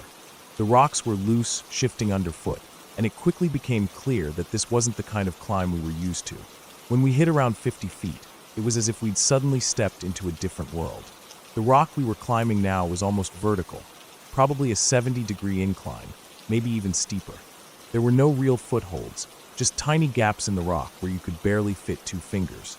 Looking up, the distance didn't seem too bad, only about 8 feet, but it was the kind of climb that required every bit of focus you could muster. And none of us were really prepared for it. Adam was the first to go. He moved up with ease, like he was made for this kind of thing. He found every tiny ledge, every rough edge to use, and made it look effortless. Sam was next, and though he was slower, he had some experience with this kind of thing too. He took his time, carefully finding his way up, and with a little help from Adam, he made it without too much trouble. Then it was my turn. I hesitated at first. The incline looked brutal. My heart was racing, and the adrenaline was already kicking in. I had done climbs before, but nothing like this. The rock was smooth in some places, and in others it was sharp, like it could slice right through my skin. I started climbing, but my hands kept slipping on the rough edges, my feet sliding as I searched for something solid to hold on to. I made it halfway up before my feet completely slipped. My body swung backward, and I felt like I was falling in slow motion. The ground seemed so far away now, and all I could think was that I wasn't going to make it. My arms flailed, trying to grab onto something, anything, but the rock was too slick. That's when I felt it, Adam's hand shooting out, grabbing my arm. Sam wasn't far behind, his hand locking onto my backpack strap. They pulled hard, yanking me back up as I nearly lost my grip entirely. My heart was pounding, and I could feel the panic setting in. My hands were sweaty, and I could barely breathe. If they hadn't been there to catch me, I would have fallen. No doubt about it. It's one of those moments where everything seems to slow down, and you realize just how close you came to disaster. With their help, I managed to get my feet underneath me again and climb the last few feet, heart still racing. When I finally pulled myself over the top, I collapsed onto the ground, my chest heaving with relief. I couldn't believe I had almost gone over. My knees were shaking, and I could hear my breath coming in ragged gasps. Adam was already standing there, looking down at me with a grin, like it was just another day in the mountains. Sam was still behind me, looking pale, but he was safe. "We'll call this one the motherfucking huge drop," Adam said, his voice still light. I didn't even laugh. I just stared at the drop below us. I wasn't sure what was worse, the climb itself or the realization that if I had fallen, there was no coming back from it. I could have died there, right there on that mountain. We didn't linger long. After a quick rest, we continued on. The rest of the hike was uneventful, though I couldn't shake the feeling that something had shifted. The fear from that climb stayed with me, lingering in the back of my mind like a shadow. We finally made it to the campsite later that day, and though we were all exhausted, we didn't talk much about what had happened. That night, lying in my tent, I kept replaying the climb over and over in my mind. What if Adam and Sam hadn't been there to catch me? What if I hadn't managed to hold on just long enough? It didn't bear thinking about. The next day, we packed up and started our descent. The hike down was easier, but the memory of that climb stayed with me. It was one of those moments in life that make you realize just how fragile things are. One wrong step, one moment of hesitation, and everything could change. We got back to the truck without any more incidents. I was exhausted but grateful to be in one piece. As we drove home, the mountain fading behind us in the rearview mirror, I couldn't help but think about the drop. It wasn't just a drop in the rock face. It was a drop in life, one that nearly took me, and one that I would never forget. Looking back on it now, I realized just how close I came to something I couldn't come back from. It was a harsh reminder that when you're out there, in the mountains, anything can happen. And sometimes you're lucky enough to get another shot. But sometimes you're not.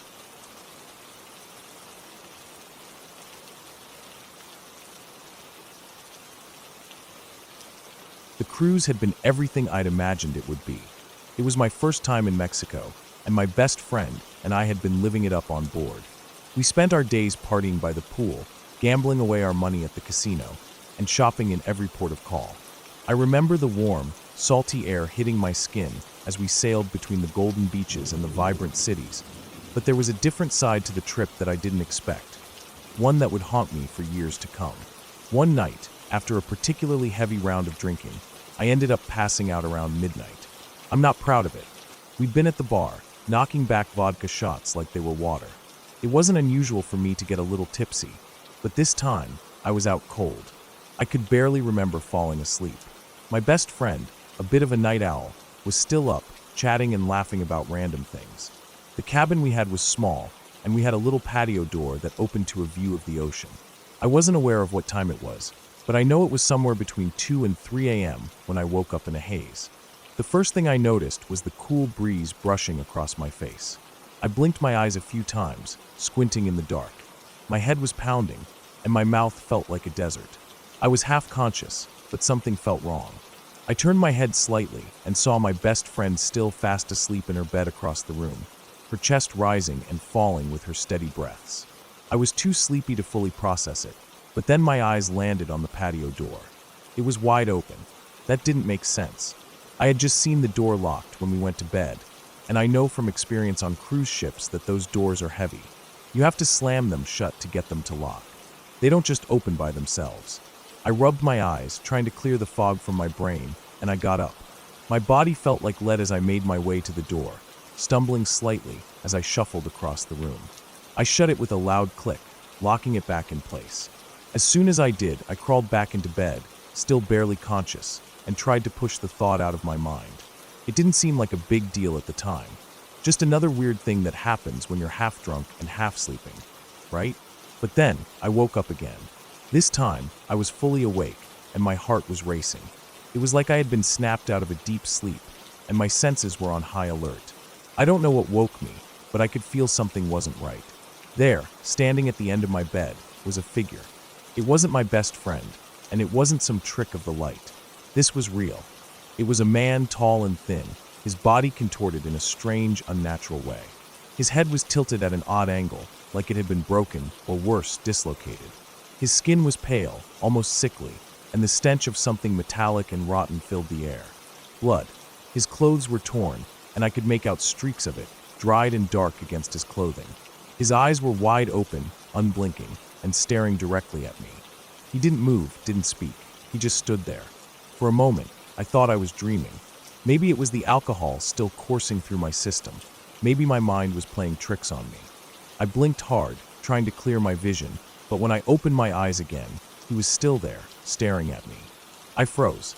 My heart stopped in my chest. I didn't know what to do. My body felt paralyzed, caught between fight or flight. I could feel a cold sweat creeping down my back as the room felt smaller, suffocating. The figure didn't make a sound, didn't move an inch, but I could feel his presence like a heavy weight in the room. I couldn't tear my eyes away.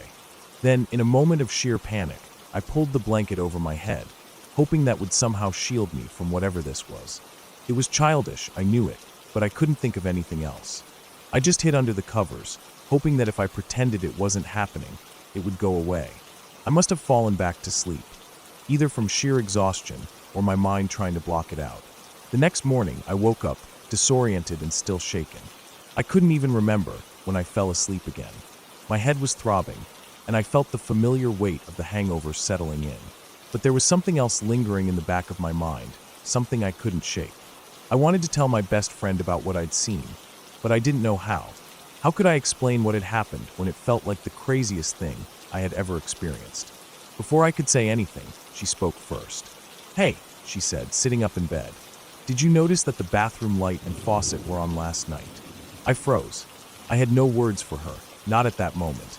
I couldn't even wrap my mind around it. It was the last thing I wanted to hear. The faucet running, the light on, that was too weird to ignore. I had been out cold, and if I had heard it, I would have remembered. I would have noticed something. But no, nothing. I didn't remember any of that. I finally blurted out what had happened to me. I told her about the man, standing at the end of the bed, covered in blood, his head twisted at that unnatural angle. She didn't laugh, but I could tell she didn't fully believe me. Who would? I couldn't even believe it myself, but I knew what I saw. As we talked, we pieced together the bizarre details, and I couldn't ignore it any longer. This wasn't just a bad dream. Something wasn't right on that ship. We'd been on the cruise for a few days, and while we had a blast during the day, there were always strange things that seemed to happen late at night. The creaks in the walls, the sound of footsteps in the hall when no one was there, the cold air that would occasionally sweep through the cabin, despite the fact that we kept the thermostat on high. But I hadn't thought much of it at the time. That night, after the conversation with my best friend, I couldn't shake the unease that followed me. I couldn't stop thinking about the man, about the strange things that had happened. I tried to distract myself by enjoying the rest of the cruise, but it was always there, lurking in the back of my mind. And when we finally returned home, I couldn't let it go. I spent hours online, trying to make sense of what happened. I searched for anything that could explain the strange encounter, something that could put my mind at ease. That's when I found it. The ship, the one we had been on. It had a reputation, a dark one. People had talked about it for years. People had reported strange, unexplainable occurrences, just like the ones I'd experienced. People had disappeared, fallen overboard, or worse. Some had even taken their own lives. And no one really knew why. The ship had a history, a bloody history. Reading about it made my skin crawl. I couldn't believe it. I had always brushed off any paranormal explanations, always dismissed the stories as exaggerations or overactive imaginations. But now, I couldn't ignore the fact that everything I had experienced had been real. That was 4 years ago. To this day, I still get chills whenever I think about it. I don't know what happened on that ship or why it happened to me. I don't know if what I saw was real or if my mind had just cracked under the stress of being drunk and tired, but I'll never forget it. The image of that man, standing at the foot of my bed, his head cocked to one side, will haunt me forever. Every time I hear a door creak open at night, or a faucet running when no one's around, I think back to that night. And I can't help but wonder, what if it wasn't a dream? What if something far worse was really watching me that night, waiting in the dark, its eyes fixed on me, never moving, never blinking?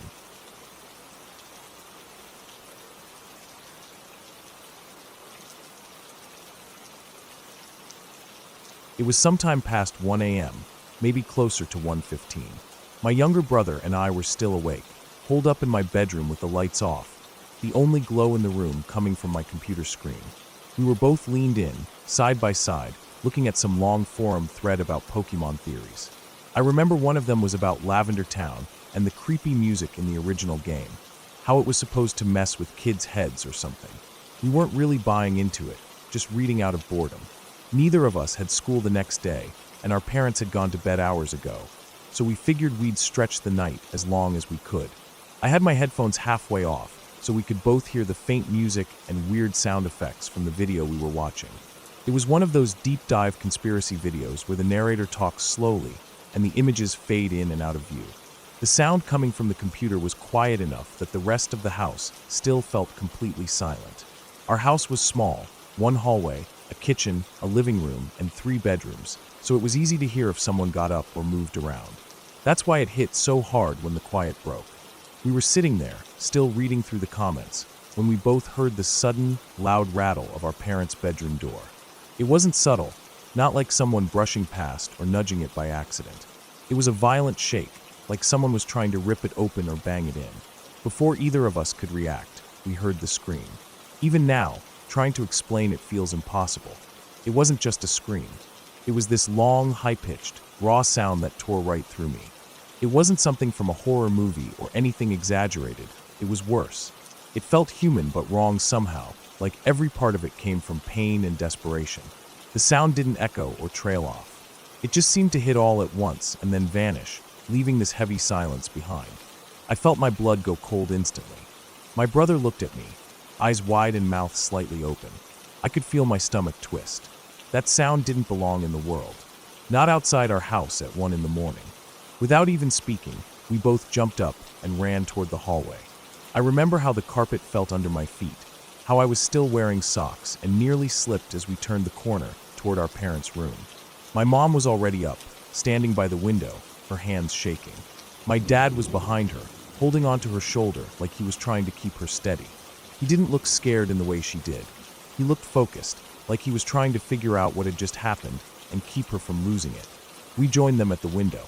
My mom had the curtain pulled back just enough for us all to see through. The street outside was dimly lit by a few orange-tinted streetlights. Nothing moved at first. The neighborhood was dead silent again. Our street was one of those side roads, tucked behind a few small businesses and houses that were all built in the same 2 or 3 years. Everyone knew everyone, and by midnight, everything usually shut down. Seeing the street that quiet was normal, but now it felt eerie. Then we saw her. She was maybe 2 or 3 houses down the road, walking slowly on the opposite sidewalk. Her hair was long and dark, sticking to her face like it was wet or greasy. She wore this long, white dress that looked thin and light, like a nightgown or something cheap from a thrift store. It clung to her legs as she walked, and every few seconds she'd stop, lean forward just slightly, and let out a scream. Not every scream was the same. Some were like sobs, others more animalistic. It was like she was stuck in some kind of loop, walking, crying, screaming, then doing it all again. For a moment, all 4 of us just watched. I didn't move. I didn't even breathe. I couldn't. Something about the way she moved, the way the sound came from her, made me feel like I was watching something I wasn't supposed to see. Like I was intruding on something raw and terrible. My mom kept whispering under her breath, oh my God," over and over. My dad finally spoke. He said something to her that I can't remember, then turned and walked out of the room. We watched him step out onto the front porch. He hesitated for a second, looking back at us through the window like he wasn't sure he should be doing this. Then he walked down the steps and onto the lawn. The woman was still moving down the sidewalk, getting closer to the part of the street that curved near our cul-de-sac. He called out to her. I couldn't hear what he said, but I saw him gesture with one hand, trying to get her attention. She didn't stop.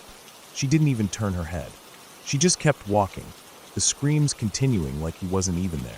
He took a few more steps toward the street, then stopped. The look on his face was what stuck with me. My dad isn't a guy who scares easily. He's the one who checks the locks every night and teaches my brother and me how to change a tire or handle a tool. But at that moment, his expression was different. It wasn't panic, but it was close. It was like confusion mixed with this deep, unsettled fear that he didn't know how to hide. He stood there for a few more seconds, then turned around and came back into the house without saying anything. Once he was inside, he locked the door and grabbed the phone. I remember how quickly he dialed, how his hands looked steady but his jaw was clenched. He told the police what had happened. He gave a description of the woman, the direction she was walking, everything he could remember.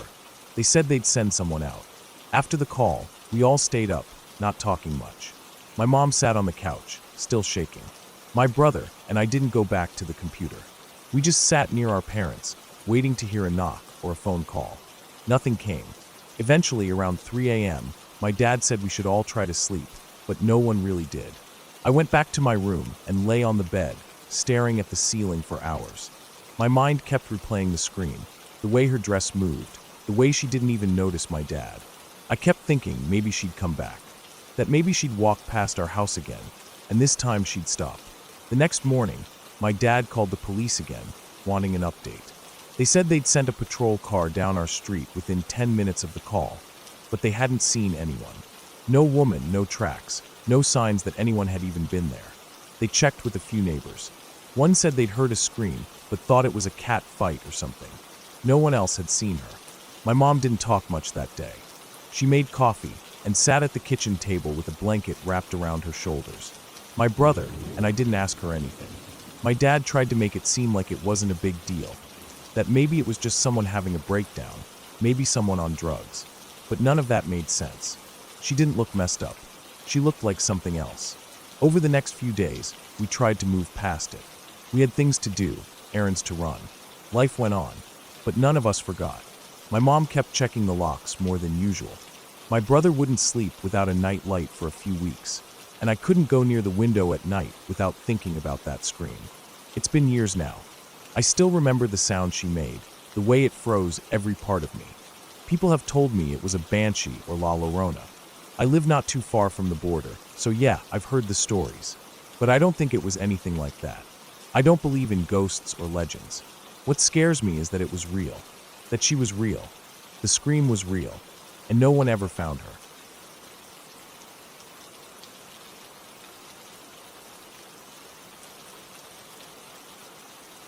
When I was around 8 or 9, my family lived in a little house on a quiet cul-de-sac.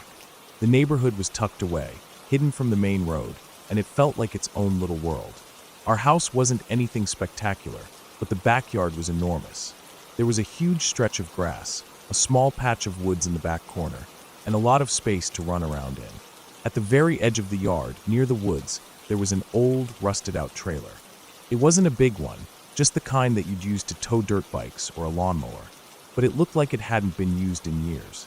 It was covered in rust and grime, and the metal had begun to peel in places, making it look even more dilapidated.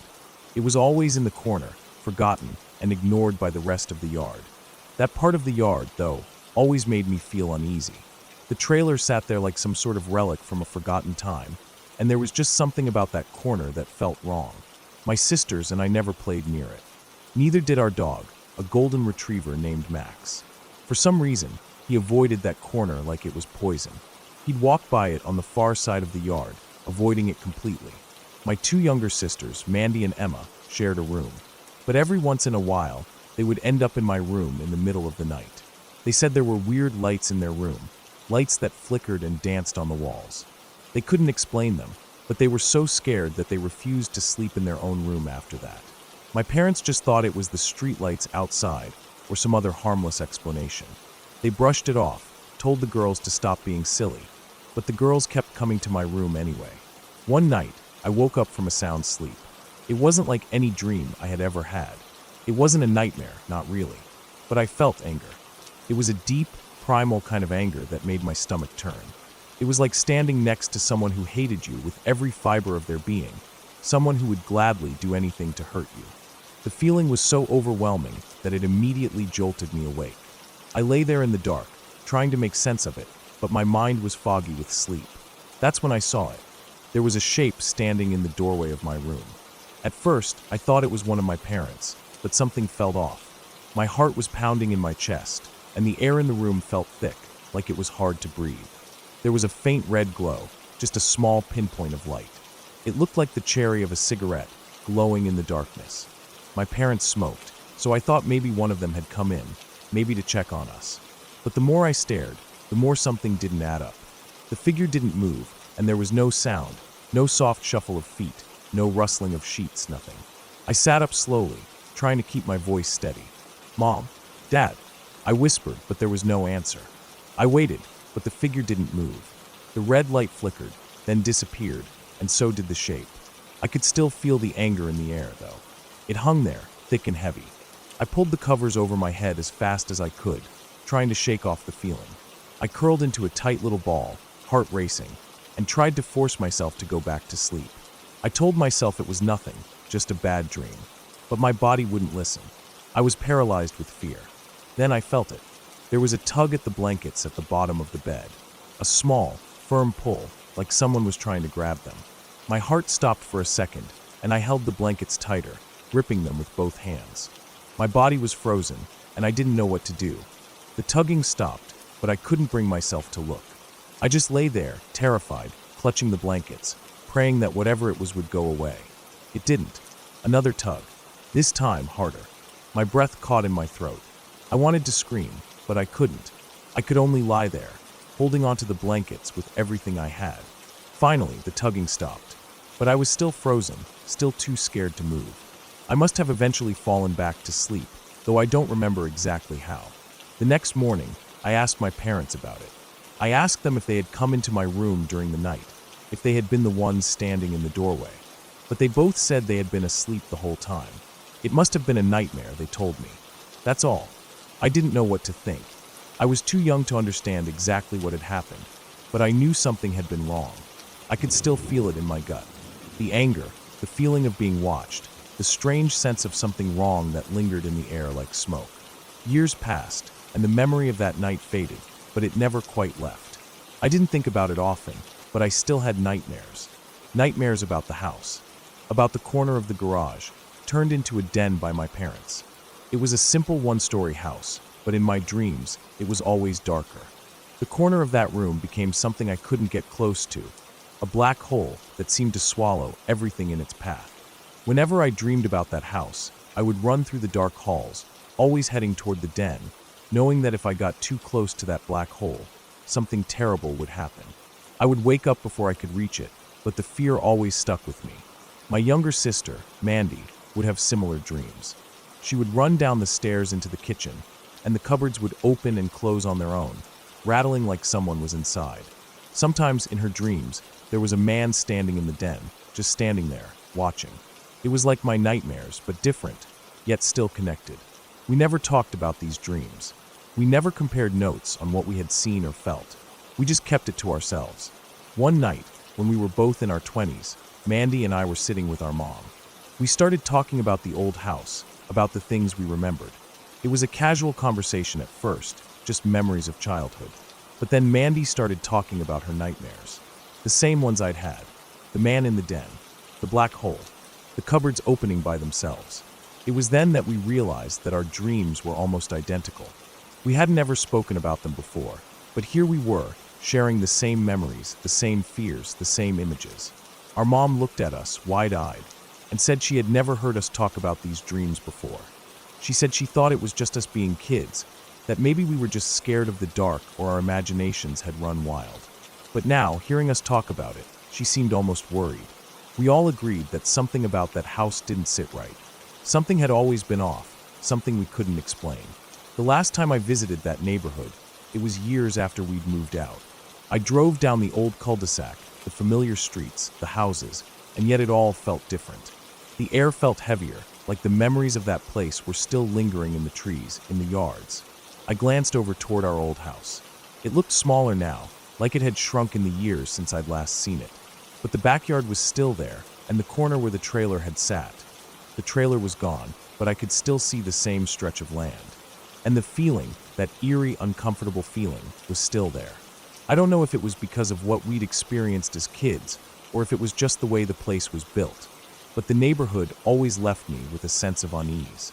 I could never fully shake the feeling that something wasn't right. Maybe it was built on land that shouldn't have been developed. Maybe there was something about the land itself that made it different, something we never understood. I still don't know what it was, but I do know that every time I think back on that house, I get a knot in my stomach. And when I drive past that street, I can still feel it, a cold, deep sense of wrongness that I can't explain. Maybe it was something we all sensed. Maybe it was just the way it was. but whatever it was, it never really left.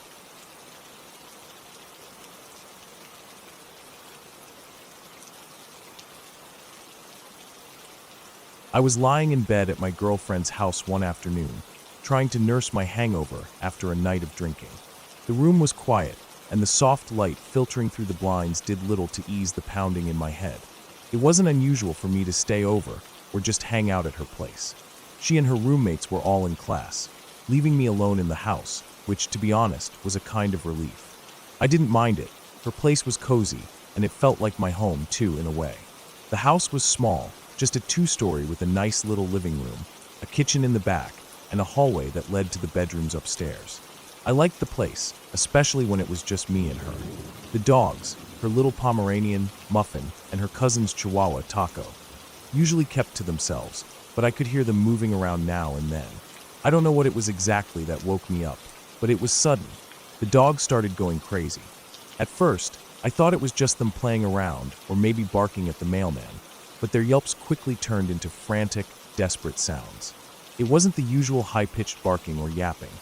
These were real, fearful screams, like they were in danger. I didn't even think twice. I grabbed the nearest hoodie off the chair, pulled it over my head, and dragged myself out of bed.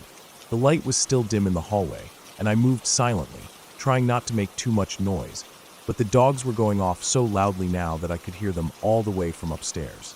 I was a big guy, 6 feet 1 inch, and built pretty solid from years of sports and working out. But right then, I felt smaller than I ever had. I didn't know what was going on, but I knew it couldn't be good. The house was quiet besides the frantic barking. When I got to the top of the stairs, I could see the hallway down below, and I froze. There were 2 guys standing right there, just a few feet away from the door that led into my girlfriend's room. They were holding both dogs down, their faces grim, looking like they were trying to quiet them. I couldn't quite put together what I was seeing at first. I blinked a few times, trying to process. The 2 men were dressed in hoodies, the kind of dark, baggy clothes that screamed trouble. One had his hand on the Pomeranian's back, pinning it to the ground. The other had Taco by the collar, trying to get him to shut up. The dogs were squirming, yelping, their little bodies clearly terrified. I could see that they were doing something more than just trying to calm the dogs. They were trying to stop them from making noise. In a split second, everything in my head rushed into focus, but I still couldn't figure out why these guys were there. I thought maybe they were just messing around, friends of my girlfriend or something. But something felt off. The air felt heavier, like everything was charged, ready to explode. My voice came out sharper than I expected. "What's up?" I asked, my words coming out harsher than I intended, maybe because of how confused and disoriented I was. For a brief moment, there was silence. The guys looked at me, their eyes wide, but before either of them could react, they bolted. They turned and ran so fast that I barely had time to register what was happening. One guy nearly tripped over the dog, and in that second, I realized just how out of control everything was. They didn't hesitate. They didn't stop to argue or explain. They just ran. I stood frozen in the doorway, the adrenaline hitting me all at once. My heart was pounding, my stomach in knots. I took a step back, shutting the door quietly behind me, not really knowing why.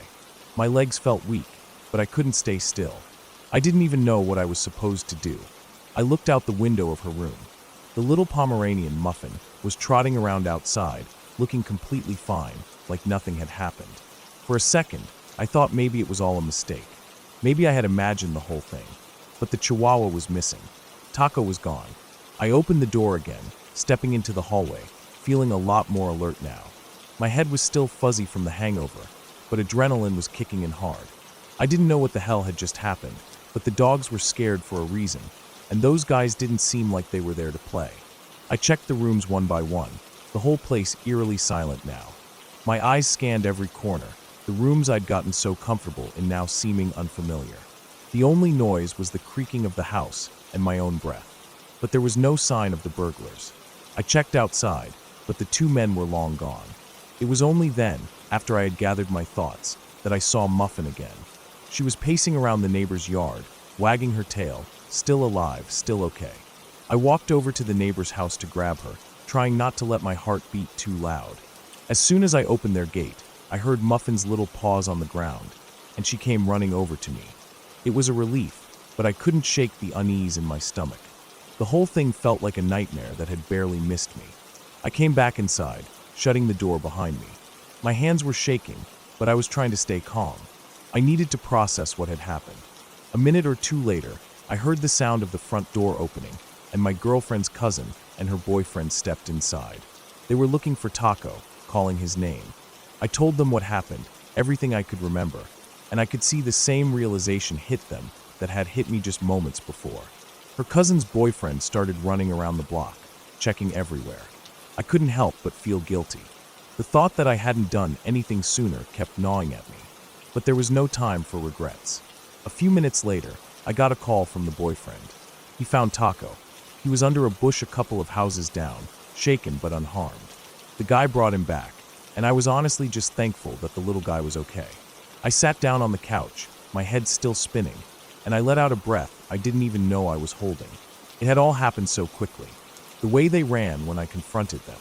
The way they didn't even try to fight back. What really stood out, though, was how close I'd come to making things worse. What if I hadn't been home? What if I had waited just a few more minutes to get up and check? The thought of what could have happened left me feeling cold. As I looked out the window, watching Taco settle back in with her cousin and Muffin lying by my feet, I thought about how close I'd come to being just another statistic. Burglars, criminals, whatever they were. It didn't matter. I was just thankful I wasn't dead or seriously hurt, and that both dogs were still safe. It didn't take long for the feeling of dread to lift, but I knew one thing for sure. From then on, I wouldn't be taking anything for granted. A lot of the time, you don't think twice about your safety until something happens, and then it's too late. But this time, I had made it out. This time, the bad guys had run, and I was the one left standing. I couldn't forget it, though. What happened that day changed how I looked at everything, especially how quickly things could go from calm to chaotic. It reminded me of the thin line between safety and danger, and how sometimes you only get one chance to make a decision. That day, I had been lucky.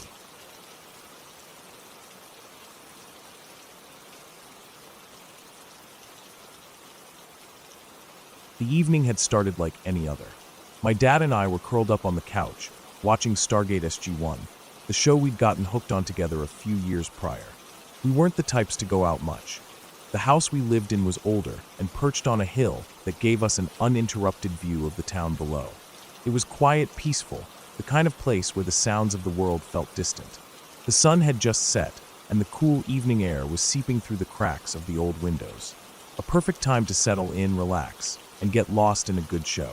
I don't remember what episode we were on when we first heard it, but the sound cut through the room so sharply that I felt the hairs on the back of my neck stand up. There was a knock. Not just a light tap or a gentle knock, but a loud, insistent bang on the front door. So forceful it almost sounded like someone had slammed their fist against the wood. Both my dad and I turned to each other in confusion. We lived on a fairly isolated street, and anyone who knew us always came up the side steps and used the side door, which was much closer to where we spent most of our time. It just didn't make sense that someone would be at the front door, especially not at this hour, which we guessed was around 8 or 9 p.m. We didn't really know what to do at first. I glanced at my dad, and he gave me a look that said he was as puzzled as I was. After a moment's hesitation, we both stood up. There was no reason for us to ignore it. If someone was at the door, they likely had a reason to be there. Maybe it was just a neighbor or someone who'd gotten lost. Dad walked over to the door, the wooden floor creaking under his weight. I followed him, standing off to the side as he reached for the handle and slowly turned it. The door creaked open, and there, standing in the faint glow of the porch light, was an old woman. She was small, hunched over slightly, wearing a faded coat, and had white hair that looked like it hadn't been brushed in days. Her face was lined with wrinkles, and her eyes seemed cloudy, though it wasn't obvious if that was from age or something else. She was standing at the top of the steps. My dad and I both glanced at each other for a split second, exchanging an unspoken question. How had she even made it up all the steps? Our house was perched on a hill, and there were at least 20 steps that led up to the front door. The way she looked, frail and slow, made it hard to imagine that she had climbed all the way up by herself. We must have both been staring at her a little too long because she finally spoke, breaking the silence. She asked about the house. Specifically, she wanted to know more about it. I couldn't quite put my finger on why, but there was something strange about the way she asked. It wasn't the kind of casual inquiry you might expect from someone who was just curious. No, it felt different. She was interested in the history of the house, the way the architecture had been preserved, the kind of things a historian might ask. This house, an old Victorian, had been standing for over a century, and it had been a part of the town's history for as long as anyone could remember. It had once been a grand house, the kind of place where fancy people used to live, but now it sat quietly, tucked away in the hills, forgotten by most. The house had always intrigued people, especially when they heard that it was listed as a historical landmark. But for all the attention it got, nobody had ever come to the door in the middle of the evening like this. My dad and I stood there, listening to her talk. She didn't seem in any rush to go, and we weren't sure if we should ask her to leave or let her continue. She wasn't making us feel uncomfortable, but something about the whole situation felt off. My dad, being the polite man he is, answered her questions. They talked for a good 10 or 15 minutes. She kept asking things about the original owners, the renovations we'd done, and about the town itself. I remember feeling oddly detached from the conversation, as if I were watching it unfold from a distance. It was like something about the whole interaction didn't quite feel real. Maybe it was the timing, or maybe it was the way she looked at the house, as if she already knew everything about it. Eventually, the conversation died down. She seemed satisfied with the answers we'd given, and we stood there for a moment in awkward silence. After a while, my dad gently closed the door. As the latch clicked into place, we turned away, both of us looking at each other in confusion. What had just happened? Who was she? Why had she been so interested in the house? We didn't think much of it at first. It wasn't uncommon for people to take an interest in the place, and maybe this was just one of those odd encounters. But then we did something that, in hindsight, feels a little strange. We both looked out the window to see if she was making her way back down the steps. The walkway was brightly lit by the porch lights, and there was nowhere for her to go but down the long, winding path that led to the street. We must have turned away from the door for all of 5 seconds, maybe less, before we looked back out the window. But when we did, the old woman was gone. Completely gone. There was no sign of her anywhere. The path was empty, the steps were clear. There was no way she could have disappeared that quickly. She couldn't have turned around and walked down the steps that fast. She was too frail for that. At first, I thought maybe we had just missed her, but I couldn't shake the feeling that something wasn't right. We both stood there, staring out into the darkness, trying to figure out where she could have gone. There was no way she could have turned and vanished into the night without us seeing her. The only way to leave the area was down the path, and it was brightly lit. She would have had to be right there, within the pool of light, for us to miss her. But we hadn't seen her. She was just gone. My dad stepped back from the window, shaking his head. Maybe she just went down the side street, he said, though his voice didn't sound convinced. He glanced at me, then back at the empty path outside. But it doesn't make sense. I didn't hear her go down. I didn't know what to say. We both stood there in silence for a while, trying to make sense of it, but there was nothing to explain it. The night outside was calm, the only sound being the faint rustling of the leaves in the trees. No sign of the old lady. No footsteps, no whispers, nothing. It felt like we'd imagined the whole thing. After a few minutes, we shrugged it off. It had been a strange encounter, but we'd had our share of weird experiences living in an old house. People came by sometimes, curious about the place, and it wasn't unusual for someone to knock on the door late in the evening. Still, the whole thing left me with an uneasy feeling in my stomach that I couldn't shake. The next day, we didn't think much about it. Life went back to normal. We carried on with our routine, the house standing as it always had. But every now and then, when I'd sit in that same spot watching TV or reading, I'd glance out the window and wonder about that old lady. Where had she gone? How had she disappeared so quickly? And why had she asked so many questions about the house? I'll never know the answers, and to be honest, I don't think I want to know. It's one of those things that remains in the back of my mind, like a small, nagging question that doesn't have an answer. It's strange how some encounters stay with you, no matter how brief or odd they might be. Sometimes I'll sit by the window, looking out into the night, wondering if she'll ever show up again. But so far, she hasn't. Maybe it was nothing. Maybe it was just an old woman with a strange interest in a house. But the whole thing left me with a lingering sense of discomfort that I can't quite explain.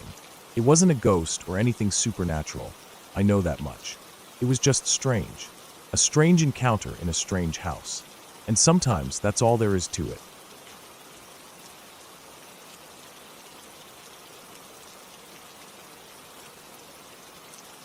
We moved around a lot when I was a kid, not across cities or provinces, just within the same town. My mom always used to say it was cheaper to move than to renovate, but looking back, I think it had more to do with life circumstances shifting under her feet. By the time I was around 10 years old, my parents had divorced, and my mom had remarried. So it was me, my younger brother, my mom, and my new stepdad. That was when we moved into what I still think of as the biggest house we ever lived in. It was a 2-story house with a finished basement. Kind of old, but not ancient. Built sometime in the 70s probably. The outside was that generic brown vinyl siding and brick, like hundreds of other houses in the area, but it was the inside that made it feel big. It had a weird layout, the kind where it felt like someone had added bits to the original structure over the years and just kept expanding without a clear plan. There were these little sunken spaces and odd corners, and a loft above the front door with a big window that let in a lot of light during the day. That loft was where we kept the family computer, and I spent most evenings up there. Despite everything, I actually loved that house. It felt exciting. I had more space than I'd ever had before. My brother and I each had our own rooms. My stepdad set up an old couch and a mini pool table in the basement, and we called it our games room, even though we mostly just used it to play video games or lay on the floor with action figures. At first, everything seemed fine. I liked my new school, and we were still in the same town, so I still saw my old friends. But looking back now, there was always something a little off about that place. The basement was massive. One big open room with clean white drywall and ceiling tiles, neutral beige carpet, and perfect symmetry. No windows. The light was that bright, cold fluorescent kind. I didn't notice anything odd about it at first. It was just a big, plain space where we could spread out. But something about the architecture down there still unsettles me when I think back. It was too clean, too simple, like no one had ever really lived in it. Like it wasn't meant for living. There was a corner in the basement that always caught my eye. Not because of how it looked, but because of what was tucked away in it. 2 doors side by side. One led to this cramped old bathroom. The door was always locked. We never had the key. The landlord said he kept it locked for insurance reasons or something like that. I never saw inside it, not once in the 3 years we lived there. The second door was narrower, and it opened into a short, tight hallway that sloped slightly downward, leading to the furnace and water heater. There were no lights in the hallway. You had to flick the switch inside and wait for the dim yellow bulb to hum to life. At the very end of that hallway was one more door. It was the thinnest door in the whole house, like a closet door, and it was also always locked. I didn't think too much about it when I was a kid, but I remember my mom saying once, kind of casually, that when she first met the landlord and toured the place, he had opened that final door for her. She said the room behind it was bigger than the main basement area, full of boxes, furniture, old equipment, and a bunch of random old junk. I remember her saying it looked like the room hadn't been touched in decades. She didn't say it like it was scary, more like she was annoyed that we weren't allowed to use that space. But now I wonder why the landlord kept it locked. Why even have tenants live above a sealed-off room full of forgotten things? Around the same time we moved in, we started having trouble with the security system. It was this house-wide alarm and intercom setup. Whenever someone opened one of the exterior doors, it would chime with this 2-tone sound, a bit like the one you hear in stores when someone walks in. The intercom system had little speakers in every room, so you'd hear the alert wherever you were in the house. The system was also connected to the smoke detectors, so any fire or smoke alarm would ring out through every speaker. At first, we thought it was kind of neat, high-tech, even though the rest of the house wasn't. But then the problem started. The smoke detector alarm would go off at random times. No smoke, no cooking, no one lighting candles. Just this sharp, shrieking tone blaring through the whole house, echoing through the intercom speakers. It would stop and start on its own. We tried resetting it, flipping breakers, even unplugging parts of the system, but nothing worked. After a few weeks of this, my stepdad called the security company. The technician on the phone was confused.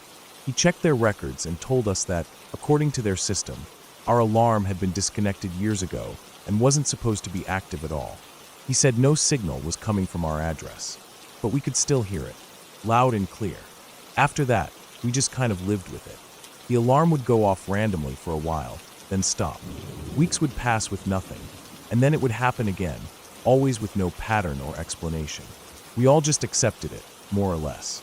It was annoying, but not scary. At least, not at first.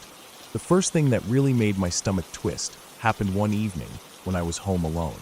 It was a weeknight in the dead of winter, and if you've ever lived in Alberta, you know how dark and quiet everything gets once the sun goes down. My mom and stepdad had gone out, probably for groceries or some appointment. My brother was at a friend's place. I was upstairs in the loft above the front door, messing around on the family computer. I remember the room was lit by just the glow of the screen and maybe one small lamp. It was quiet, so quiet that when the alarm chimed, I heard it perfectly. That soft two-tone ding-dong that meant someone had opened an exterior door. I froze. The intercom speaker was right beside the desk, but the sound wasn't close. It echoed from deeper inside the house, maybe the door to the garage or the side entrance by the kitchen. I waited, thinking someone had just come home, but I never heard the garage door open. And even more unsettling, I heard the door shut again, this muffled thunk that sounded far away but definite. Then footsteps, heavy ones. Someone walking down the hallway toward the front of the house. Boots. I could hear the weight in them, the hard heel-to-toe sound on the tiled floor. It wasn't slow, but not rushing either. Purposeful. I sat there frozen, listening.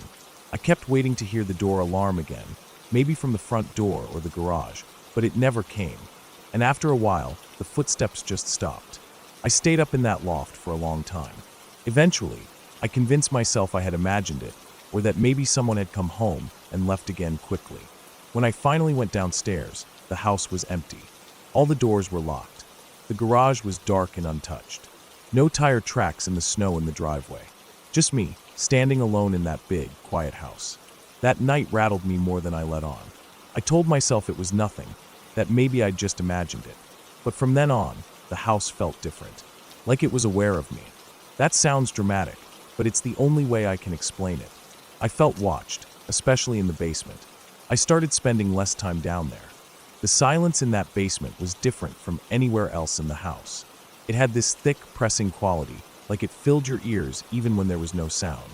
A few years passed. Nothing dramatic happened. Just little things. Items going missing, and then turning up in weird places. Doors that I was sure I had shut left open in the morning. The alarm still misbehaving from time to time. But eventually we moved.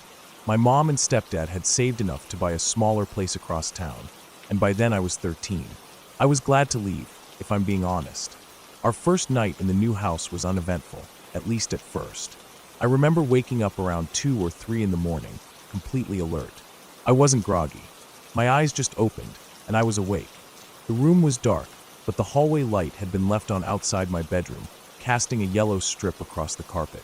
Then I heard it, the alarm chime, that two-tone sound from the old house. Faint, like it was coming from far away or behind a wall. I sat up, confused. It didn't make sense. The new house didn't have an intercom system. No alarms. No speakers. And yet, I was hearing it. Just once. Then silence. I sat there, unsure what to do. Then I heard soft footsteps in the hallway. Not boots, not heavy. Just the sound of someone walking. I figured it was one of my parents. I heard them stop and mutter something under their breath.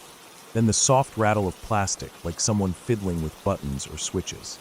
I thought maybe we did have some sort of alarm setup I didn't know about. I laid back down and went back to sleep. In the morning, I asked my mom about it. She looked at me strangely and said no alarm went off last night. She and my stepdad had slept through the whole night, and we didn't have any alarm system installed yet. I still remember the way she said it. Calm, matter of fact, not trying to scare me. But her eyes didn't match her voice. There was something tight in her expression, like she was remembering something she didn't want to remember. It wasn't until years later, maybe when I was 18 or so, that she told me the full story. We were talking about the old house for some reason, maybe because someone we knew was moving near that area. I mentioned how weird that house had always felt to me, how off the basement was, and she nodded. Then she told me something I'd never heard before. Apparently, when she was in high school, she'd heard of that house. Not in a casual way. It had been the site of a house fire, years before we moved in. A boy had died in the fire, Andy. She remembered his name clearly. He died of smoke inhalation in the room the landlord kept locked. I didn't know what to say. It hit me in the chest, like a weight. That room I'd never seen. That space we were never allowed into. It made everything make sense in a horrible, unsettling way. The faulty alarm. The random smoke detector